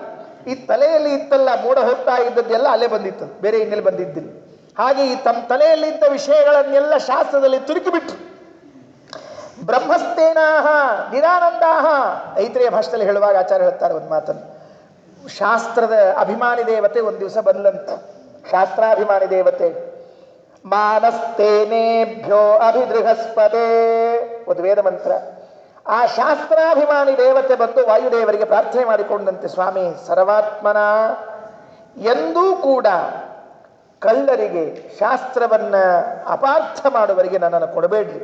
ನಿಮ್ಮ ರಕ್ಷಣೆ ಇದೆ ಅಂತ ಅನ್ನೋದಕ್ಕಾಗಿ ನಾನು ಸುರಕ್ಷಿತ ಇದ್ದೇನೆ, ಅರ್ಥಾತ್ ನಾನು ಲೋಕದಲ್ಲಿ ವ್ಯವಹಾರ ಮಾಡ್ತಾ ಇದ್ದೆ. ಇಲ್ಲದೆ ಇದ್ರೆ ನಾನು ಲೋಕದಲ್ಲಿ ಇರ್ಲಿಕ್ಕೆ ಇಷ್ಟಪಡೋದಿಲ್ಲ ಅಂತ ಹೇಳಿ ಶಾಸ್ತ್ರಾಭಿಮಾನಿ ದೇವತೆ, ವೇದಾಭಿಮಾನಿ ದೇವತೆಗಳು ಬಂದು ವಾಯುದೇವರಿಗೆ ಪ್ರಾರ್ಥನೆ ಮಾಡಿಕೊಂಡ ಮಂತ್ರ ಇದು. ಮಾನಸ್ತೇನೇಭ್ಯೋ ಅಭಿದೃಹಸ್ಪತೆ ನಿರಾಮಿಣೋ ರಿಪವೋ ಅನ್ಯೇಷು ಜಾಗ್ರದುಹು ಯೈಷಾಂ ನೈತನ್ನಾಪರಂ ಕಿಂಚನೇಕಂ ಬ್ರಹ್ಮನಸ್ಪತೆ ಬ್ರೂಹಿತೇಭ್ಯ ಸದಾನಃ. ಆಯ್ತು. ಹಾಗಾಗಿ ಈ ಎಲ್ಲ ದುರಾಗಮಗಳನ್ನ, ದುರ್ವಾದಿಗಳನ್ನ ನಿರಾಸ ಮಾಡಬೇಕು ಅನ್ನುವುದಕ್ಕಾಗಿ ಸನ್ಯಾಸ. ಅಥೈಷ ಸಲ್ಲೋಕದಯಾ ಸುಧಾರ್ದ್ರಯ ಸದಾಗಮಸ್ತೇನ ನಿರಾಸ ಕಾಮಯ ರಮಾಮರಾವಾಸ ಭುವಾ ವಿಶಾರದೋ ವಿಶಾಲಯ ಚಿಂತಯದಾತ್ಮನೋ ಧಿಯ. ರಮಾವರ, ರಮಾನ್ವರ ಯಾರು? ನಾರಾಯಣ. ವಾಸಭುವ, ವಾಸ ಮಾಡುವಂತಹ ಸ್ಥಳ ಯಾವುದು ಅಂತಂದ್ರೆ ಈ ವಾಸುದೇವನ ಮನಸ್ಸು. ಆಚಾರ್ಯರ ಮನಸ್ಸಿನಲ್ಲಿ ಲಕ್ಷ್ಮೀ ಸಹಿತನಾದ ನಾರಾಯಣ ಯಾವಾಗಲೂ ವಾಸ ಮಾಡ್ತಿರ್ತಾರಂತೆ. ಬೇರೆ ಕಡೆಗೆ ವಾಸ ಮಾಡುವಾಗ ಆವಾಹನ ವಿಸರ್ಜನೆಗಳು ಉಂಟ್ರಿ. ನಮ್ಮಲ್ಲಿ ದೇವ್ರ ಪೂಜಾ ಮಾಡ್ಬೇಕಾದ್ರೆ ಆವಾಹಯಾಮಿ ಬರ್ಬೇಕವ, ವಿಸರ್ಜಯಾಮಿ ಹೋಗ್ಬೇಕವ. ಹಿಂಗೆ ಅನ್ಕೊಳ್ಳಿ ಬರಬೇಕು, ಹಿಂಗೆ ಅನ್ಕೊಳ್ಳಿ ಹೋಗ್ಬೇಕು. ಇದು ನಮ್ದು ವ್ಯವಸ್ಥೆ ರೀ ಇದು. ಹಿಂಗೆ ಕೂಡು ಅಂದ್ರೆ ಕೂಡಿಸ್ತಾರೆ, ಹಿಂಗೆ ಹೇಳೋದು ಹೇಳಿಸ್ತಿರ್ತಾರಲ್ಲ ಕೆಲವರೆಲ್ಲ. ಹಿಂಗೆ ಆವಾಹಯಾಮಿ ವಿಸರ್ಜಯಾಮಿ ಅಂತ ಹೋ ಬರೋದಿಲ್ಲ ಆಗ್ತಿರ್ಬೇಕು. ವಾಯುದೇವರ ಮನಸ್ಸಿನಲ್ಲಿ ಹಂಗಿಲ್ಲೇ ಇಲ್ಲ. ರಮಾ ಬರಾವಾಸ ಭುವಾ ವಿಶಾರದಾಗ ಅವು ಯಾವಾಗಲೂ ವಾಸ ಮಾಡ್ತಾ ಇದ್ರಂತ. ವಿಶಾಲಯ, ವಿಶಾಲವಾದ ಮನಸ್ಸು. ಧಿಯಾ ಅಂಬುದು ವಿಶೇಷಣ. ಅದೆಲ್ಲ ಧಿಯಾ ಅಂತ ಅನ್ನೋದನ್ನ ಎಲ್ಲದಕ್ಕೆ ಹಚ್ಕೊತ್ ಬಿಡಬೇಕು. ಸಲ್ಲೋಕ ದಯಾ ಸುಧಾರ್ದ್ರಯಾ ಧಿಯಾ ಒಂದು. ಎರಡನೇದು ಸದಾ ಗಮಸ್ತೆ ನಿರಾಸ ಕಾಮಯಾ ಧಿಯಾ ರಮಾವರಾವಾಸ ಭುವಾ ಧಿಯಾ ವಿಶಾಲಯಾ ಧಿಯಾ ವಿಶಾರದಃ. ಇಂತಹ ವಿಚಾರವಂತನಾದ ವಾಸುದೇವ ಆಲೋಚನೆ ಮಾಡಿದ್ರು. ಎಷ್ಟು ವಿಶಾಲವಾದ ಬುದ್ಧಿ ಅಂತಂದ್ರೆ ನಮ್ಮೆಲ್ಲರನ್ನ ಮನಸ್ಸಿನಲ್ಲಿ ಇಟ್ಟುಕೊಂಡು ಮುಂದೆ ಬರುವಂತಹ ಇವರೆಲ್ಲರಿಗೂ ಕೂಡ ಒಳ್ಳೇದಾಗಲಿ ಅಂತ ಹೇಳಿದ್ರು. ಸನ್ಯಾಸ ತಗೊಳ್ಬೇಕು ಅಂತ ಸಂಕಲ್ಪ ಮಾಡ್ತಾ ಇದ್ದಾರೆ. ಏನು ಸಂಕಲ್ಪ, ಹ್ಯಾಕ್ ಮಾಡಿದ್ರು? ಯಾಕೆ ಸನ್ಯಾಸ ತಗೊಳ್ಬೇಕು? ದುಷ್ಟರನ್ನ ಶಿಕ್ಷಿಸಬೇಕು ತಾನೇ. ನೇರವಾಗಿ ಹೋಗಿ ಅವರನ್ನೆಲ್ಲ ಹಿಡಿದು 4 ಕೇಟ್ ಹಾಕಿ ಮುಗಿಸಬಹುದಲ್ಲ ಅಂತ ಹೇಳಿದ್ರೆ ಅಲ್ಲ ಅಂದ್ರು. ಮುಂದಿನ 2 ಮತ್ತು 3ನೇ ಶ್ಲೋಕಗಳು ಪರಮಾದ್ಭುತವಾದದ್ದು. ಯಾವಾಗ ಸನ್ಯಾಸ ಸ್ವೀಕಾರ ಮಾಡಬೇಕು, ಮಾಡುವಾಗ ನಮ್ಮ ಮನಸ್ಸು ಹೇಗಿರಬೇಕು, ಇದೆಲ್ಲ ಹಿಂದಿನ ಸಂಕಲ್ಪಗಳು. 4 ಶ್ಲೋಕದವರೆಗೆ ಬರೀ ಸಂಕಲ್ಪ. ಅನನ್ಯ ಸಂಗಾತ್ ಗುಣ ಸಂಗೀತ ಹರೇಹೇ ಜನಸ್ಯ ಮಾನಂತು ವಿಶಿಷ್ಟ ಚೇಷ್ಟಿತಂ ಅಸಂಗಮಸ್ಮಾತ್ ಪ್ರಕಟೀಕರೋಮ್ಯಹಂ ನಿಜಂ ಭಜನ್ ಪಾರಮಹಂಸ್ಯಂ ಆಶ್ರಮಂ. ನಾನು ಸನ್ಯಾಸವನ್ನ ಸ್ವೀಕಾರ ಮಾಡ್ತೇನೆ. ಮಾಡುವುದರಿಂದ ಏನಾಗ್ತದೆ? ಜನಸ್ಯ ಮಾನಂತು ವಿಶಿಷ್ಟ ಚೇಷ್ಟಿತಂ. ಮುಂದಿನವರಿಗೆಲ್ಲ ಮಾರ್ಗ ಆಗಬೇಕಲ್ಲ. ಏನ್ ಮಾರ್ಗ ಆಗಬೇಕು? ಯಾರಿಗೆ ಮೋಕ್ಷ ಪಡಿಬೇಕು, ಯಾರಿಗೆ ದೇವರ ಸಾಕ್ಷಾತ್ಕಾರ ಮಾಡಿಕೊಳ್ಬೇಕು ಅಂತಿದೆಯೋ ಅವರೆಲ್ಲರೂ ವೈರಾಗ್ಯವನ್ನ ತಾಳಬೇಕು ಮೊದಲು. ಅನನ್ಯ ಸಂಗಾತ್ ಗುಣ ಸಂಗೀತ ಹರೇಗೆ ಬಹಳ ಚಂದ ಹೇಳಿದ್ದಾರೆ ಪಂಡಿತಾಚಾರ್ಯ. ಎಲ್ಲಿವರೆಗೆ ನಮಗೆ ವಿಷಯದಲ್ಲಿ ವೈರಾಗ್ಯ ಬರೋದಿಲ್ಲ, ಅಲ್ಲಿವರೆಗೆ ಭಗವಂತನ ಗುಣಗಳಲ್ಲಿ ಆಸಕ್ತಿ ಬರೋದಿಲ್ಲ. ಬಹಳ ಚಂದ ನೆನಪಿಟ್ಟುಕೊಳ್ಳ್ರಿ. ಅನನ್ಯ ಸಂಗಾತ್, ವಿಷಯವನ್ನ ಕೈ ಬಿಡಬೇಕು ಅಂದ ಮಾತ್ರ ಗುಣಸಂಗೀತ ಹರೇಹೇ, ಭಗವಂತನ ಗುಣಗಳಲ್ಲಿ ಆಸಕ್ತಿ ಬರ್ತದೆ. ಎಲ್ಲಿವರೆಗೆ ಇನ್ನೂ ಸಂಸಾರದಲ್ಲೇ ಇರ್ತೀವಿ, ಇದೇ ಚಂದದ, ಇದೇ ಬಹಳ ರುಚಿಯದ ಅಂತಿರ್ತೀವಿ, ಅಲ್ಲಿವರೆಗೆ ದೇವರ ಬಗ್ಗೆ ಏನೇನು ತಲೆ ಬರಂಗಿಲ್ಲ, ಬರೋದೇ ಇಲ್ಲ. ನಾಳೆ ಹೇಳ್ತೇನೆ, ಎಲ್ಲ ವಿಸ್ತಾರ ಮಾಡ್ತೀನಿ. ಯಾಕೆ ಶ್ರೀಮದಾಚಾರ್ಯರು ಒಂದು ಕಾರಣ ಕೊಡ್ತಾರೆ ವ್ಯಾಖ್ಯಾನದಲ್ಲಿ. ನಮಗೆ ಯಾಕೆ ದೇವರ ಸಾಕ್ಷಾತ್ಕಾರ ಆಗುವಲ್ತು ಇಷ್ಟೆಲ್ಲ ಒದ್ದಾಡಿದ್ರು ಕೂಡ, ಎಷ್ಟು ಒದ್ದಾಡ್ತೀವಿ ನಾವೆಲ್ಲ. ಆಚಾರ ನೀವೇನು ತಿಳ್ಕೊಂಡ್ರಿ, ದಿವಸ ಬೆಳಿಗ್ಗೆದ್ದೇನು ಸ್ನಾನ, ಏನು ಪೂಜಾ, ಏನು ಸಂಧ್ಯಾ ವಂದನೆ, ಅರ್ಥ ಆಯ್ತಿಲ್ಲ ಏನಂತ ಹೇಳಿ, ಏನು ಏನು ಏನು ಏನು ಸಂಧ್ಯಾ ವಂದನೆ, ಏನು ಪೂಜಾ, ಏನು ಪಾಠ, ಏನು ಪ್ರವಚನ, ಏನಿಲ್ಲ ಅಂತ ಮಾತಿರ್ತೀವಿ. ಇಷ್ಟೆಲ್ಲ ಮಾಡಿದರೂ ಕೂಡ ಯಾಕೆ ದೇವರು ನಮಗೆ ಸಾಕ್ಷಾತ್ಕಾರ ಆಗ್ತಾ ಇಲ್ಲ ಅಂತ ಕೇಳಿದ್ರೆ, ವಿಷಯೇಶು ಚ ಸಂಸರ್ಗಾತ್, ಅನುವ್ಯಾಖ್ಯಾನದಲ್ಲಿ ಹೇಳುವಾಗ ಆಚಾರ ಅಂತಾರೆ, ವಿಷಯೇಶು ಚ ಸಂಸರ್ಗಾತ್ ಶಾಶ್ವತಸ್ಯ ಚ ಸಂಶಯಾತ್ ಮನಸಾ ಚಾನ್ಯದಾಕಾಂಕ್ಷಾತ್ ಪರಂ ನ ಪ್ರತಿಪದ್ಯತೆ. ಮನಸ್ಸಿನಲ್ಲಿರೋದೊಂದು ಬೇರೆ, ಬಾಯಲ್ಲಿ ಬರೋದೊಂದು ಬೇರೆ. ಶಾಸ್ತ್ರಗಳ ಮೇಲೆ ಅವಿಶ್ವಾಸ, ವಿಷಯಗಳಲ್ಲಿ ಆಸಕ್ತಿ. ದೇವರು ಸಿಗೋದು ಎಲ್ಲಿಂದ ಸಿಗ್ಬೇಕಪ್ಪ? ಮನಸ್ಸಿನಾಗಿರೋದೊಂದು ಬೇರೆ. ಈ ಸಂಕಲ್ಪ ಮಾಡಿಸ್ತಿರ್ತಾರೆ ನೋಡ್ರಿ, ದೇವ್ರ ಪೂಜಕ್ಕೂ ಇದು ಮನೆಯೊಳಗೆ ಹೋಮ ಹವನ ಮಾಡ್ಬೇಕಾದ್ರೆ ಸಂಕಲ್ಪ ಮಾಡಿಸ್ತಿರ್ತಾರೆ. ಏನು ಅಂದ್ರೆ, ಅಸ್ಯ ಯಜಮಾನಸ್ಯ, ಈ ಯಜಮಾನನಿಗೆ ಮಕ್ಕಳು ಮೊಮ್ಮಕ್ಕಳು ಎಲ್ಲ ದೀರ್ಘಾಯುಷ್ಮಂತರಾಗಬೇಕು, ಸಂಪತ್ವಂತರಾಗಬೇಕು, ಎಲ್ಲ ಆಗಬೇಕು ಅಂತ ಹೇಳಿ ಕೊನೆಗೆ ವಿಶೇಷತಃ ಜ್ಞಾನ ಭಕ್ತಿ ವೈರಾಗ್ಯ ಸಿದ್ಧಾರ್ಥಂ ಅಂತ ದೇವರಿಗೆ ಕನ್ಫ್ಯೂಸ್, ದೇವರಿಗೆ ಕನ್ಫ್ಯೂಸ್. ಮೊದಲನೇದು ಸಂಕಲ್ಪನೋ ಎರಡನೇದು ಸಂಕಲ್ಪ. ಯಾಕೆ ಮೊದಲೇದು ಹೇಳ್ಬೇಕಾದ್ರೆ ಕನ್ಯಾ ಸಿಗಲಿ, ವರ ಸಿಗಲಿ, ನೌಕರಿ ಸಿಗಲಿ, ಎತ್ ಸಿಗಲಿ, ಸಿಗಲಿಲ್ಲ, ಕೊನೆಗೆ ಜ್ಞಾನ ಭಕ್ತಿ ಸಿಗಲಿ ಅಂತ ದೇವರಂತಾನೆ. ಇದನ್ನ ಕೊಡ್ಲು ಅದನ್ನ ಕೊಡ್ಲು, ಯಾಕ? ಮನಸಾ ಚಾನ್ಯದಾಕಾಂಕ್ಷನ್, ಮನಸ್ಸೊಳಗೆ ಒಂದದ, ಮನಸ್ಸಿನಾಗಿರೋದು ಲೌಕಿಕ ಸಂಪತ್ತು ಸಿಗಲಿ ಅಂತ ಬಾಯಿಂದ ಹೇಳ್ತೀವಿ, ಜ್ಞಾನ ಭಕ್ತಿ ವೈರಾಗ್ಯ ಸಿಗಬೇಕಪ್ಪ. ಹೆಂಗಂದ್ರೆ ಹಂಗ ಆಗ್ತಿರ್ತಾವೆ. ಮತ್ತೆ ಆಚಾರ್ಯ ಬಹಳ ಚಂದ ಹೇಳಿದ್ದಾರೆ, ನಾಳೆ ಇವೆಲ್ಲ ವಿಸ್ತಾರ ಮಾಡ್ತೀನಿ ಮತ್ತೆ. ಅದರಿಂದ ಅನನ್ಯ ಸಂಗಾತ್ ಗುಣಸಂಗೀತ ಹರೇಗೆ, ವಿಷಯ ಸಂಘವನ್ನ ಸಂಪೂರ್ಣವಾಗಿ ಬಿಟ್ರೇನೆ ವಿಷ್ಣುವಿನ ಗುಣಗಳಲ್ಲಿ ನಮಗೆ ಆದರ ಹುಡುತ್ತದೆ. ಗುಣಸಂಗೀತ ಹರೇಗೆ ಇದಂಗ ಹೌದು. ಹಂಗಾರೆ ನೀವೆಲ್ಲ ಬಿಟ್ಟಿರಿ ಅಂತ ಹೇಳ್ಕೊತ ಹೋಗ್ಬಿಡ್ರಿ ಅಂತಂದ್ರೆ ಬಾಯಿಗೆ ಹೇಳೋದಕ್ಕಿಂತ ಕೃತಿ ಒಳಗಿದ್ರೆ ಬಹಳ ಮಹತ್ವದಿರ್ತದ್ರಿ. ಯಾವಾಗ ನೋಡ್ರಿ, ಸ್ವಾಮಿಗಳು ಹೇಳಿದ ಕೂಡಲೇ ಲಘು ಮನಸ್ಸಿಗೆ ಬರ್ತದೆ ನಮಗೆ. ಅದ ಬೇರೆ ಯಾರು ಹೇಳಿದ್ರೆ ಅದೇ ಸ್ವಾಮಿಗಳು ಒಂದು ಮಾತು ಹೇಳ್ಬಿಟ್ರೆ ಮುಗಿದು ಹೋಗ್ತೀರಿ. ಅದಕ್ಕೆ ಯಾರಾದ್ರೂ ಏನಾದ್ರೂ ಅವ್ಯವಸ್ಥೆ ಇದ್ರೆ ಸ್ವಾಮಿಗಳ ಕಡೆ ಹೋಗಿ, ಸ್ವಾಮಿ ನೀವೊಂದು ಮಾತು ಹೇಳ್ಬಿಟ್ರೆ ಹುಡುಗ ಸರಿ ಹೋಗ್ತಾರೆ ಅಂತ ತಿಳ್ಕೊಂಡು ಹೇಳ್ತಿರ್ತಾರೆ. ಸ್ವಾಮಿಗಳು ಹೇಳಿದ ಕೂಡಲೇ ಅದೇನು ಚಮತ್ಕಾರ, ಏನು ಹುಡುಗ ಸರಿ ಹೋಗುತ್ತಾರೆ. ಅದು ಯಾಕೆ ಗೊತ್ತಾ? ಇವರಲ್ಲಿರ್ತಕ್ಕಂಥ ವಿಷಯ ವೈರಾಗ್ಯ, ಆ ಭಗವಂತನ ಗುಣಗಳಿರುವ ಭಕ್ತಿ, ಅದು ಸನ್ಯಾಸ ರೂಪದಲ್ಲಿ ಪ್ರಕಟವಾಗಿ ಕೆಲಸ ಮಾಡ್ತಿರ್ತದೆ. ಒಬ್ರು ಅಮ್ಮ ಮನೆಯಲ್ಲಿ ಮಗು ಭಾರಿ ಬೆಲ್ಲ ತಿಂತಿತ್ತಂತ. ಬೆಲ್ಲ ತಿಂತಿದ್ರೆ ಈ ಹುಡುಗಗೆ ಬೆಲ್ಲ ತಿನ್ನೋದು ಬಿಡಿಸ್ಬೇಕು ಅಂತ ತಿಳ್ಕೊಂಡು ಹೇಳಿ ಏನ್ ಮಾಡಿದ್ಲು, ಕೊನೆಗೆ ಒಂದು ಸ್ವಾಮಿಗಳು ಊರಿಗೆ ಬಂದಿದ್ರಂತ. ಸ್ವಾಮಿಗಳ ಕಡೆ ಹೇಳಿಸೋಣ, ಬೆಲ್ಲ ತಿನ್ನೋದು ಬಿಡಿಸೋ ಸ್ವಾಮಿಗಳ ಕಡೆ ಹೇಳಿಸ್ಬೇಕ್ರಿ, ಇರ್ಲಿ ಅಂತೂ ಬಂದ್ರು. ಸ್ವಾಮಿಗಳ ಹತ್ರ ಕರ್ಕೊಂಡ್ಬಂದು, ಸ್ವಾಮಿಗಳೇ ಅಂದ್ರು. ಏನು ಅಂದ್ರು ಸ್ವಾಮಿಗಳು, ಇಲ್ಲ ನಮ್ಮ ಹುಡುಗ ಯಾಕೋ ಬೆಲ್ಲ ಭಾಳ ತಿಂತದ, ನೀವು ಒಂಚೂರು ಬಿಡು ಅಂತ ಹೇಳ್ರಿ ಅಂದ್ರು. ಆಚಾರ್ಯ ಸ್ವಾಮಿಗಳು ಅಂದ್ರು, ಅವ್ವ 3 ದಿವ್ಸ ಬಿಟ್ಟು ಬಾ ಅಂದ್ರು. 3 ದಿವ್ಸ ಬಿಟ್ಟು ಬಂದ ಮೇಲೆ ತಮ್ಮ ಬೆಲ್ಲ ತಿನ್ಬೇಡ ಇವತ್ತಿಂದ ಅಂತ ಇಷ್ಟ ಹೇಳಿದ್ರು. ಅವ್ರವ್ವ ಅಂದ್ಲು, ಇಷ್ಟ ಹೇಳೋದಿದ್ರೆ 3 ದಿವ್ಸ ಯಾಕೆ ತಗೊಂಡ್ರಿ? ಮೊದಲೇ ಸಲ ಬರ್ತೀನಿ ನಿಮಗೆ, ಇಷ್ಟೇ ಹೇಳೋದಿದ್ರೆ 3 ದಿವ್ಸ ಯಾಕೆ ತಗೊಂಡ್ರಿ ಅಂತ ಹೇಳಿದ್ರು. ಅದಕ್ಕೆ ಸ್ವಾಮಿಗಳು ಹೇಳಿದ್ರು, ನೋಡ್ವಾ ಮೊದಲು ನಾನು ಬೆಲ್ಲ ಭಾಳ ತಿಂತಿದ್ದೆ, ಬಿಟ್ಟು ನೋಡಿದೆ 3 ದಿವಸ, ಬಿಡ್ಲಿಕ್ಕೆ ಆಗ್ತದೆ ಅಂತ ಗ್ಯಾರಂಟಿ ಆದ್ಮೇಲೆ ನಾ ಹೇಳಿದೆ ಅಂತ ಹೇಳಿದ್ರಂತ. ಸನ್ಯಾಸ ಧರ್ಮ ಇಷ್ಟು ಕಠಿಣದರಿ.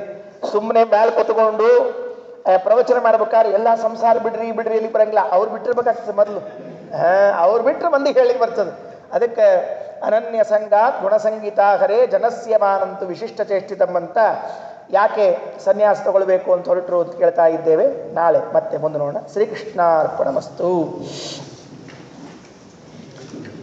ಅಕ್ಷಯಂ ಕರ್ಮ ಯಸ್ಮಿನ್ ಪರೇ ಸ್ವರ್ಪಿ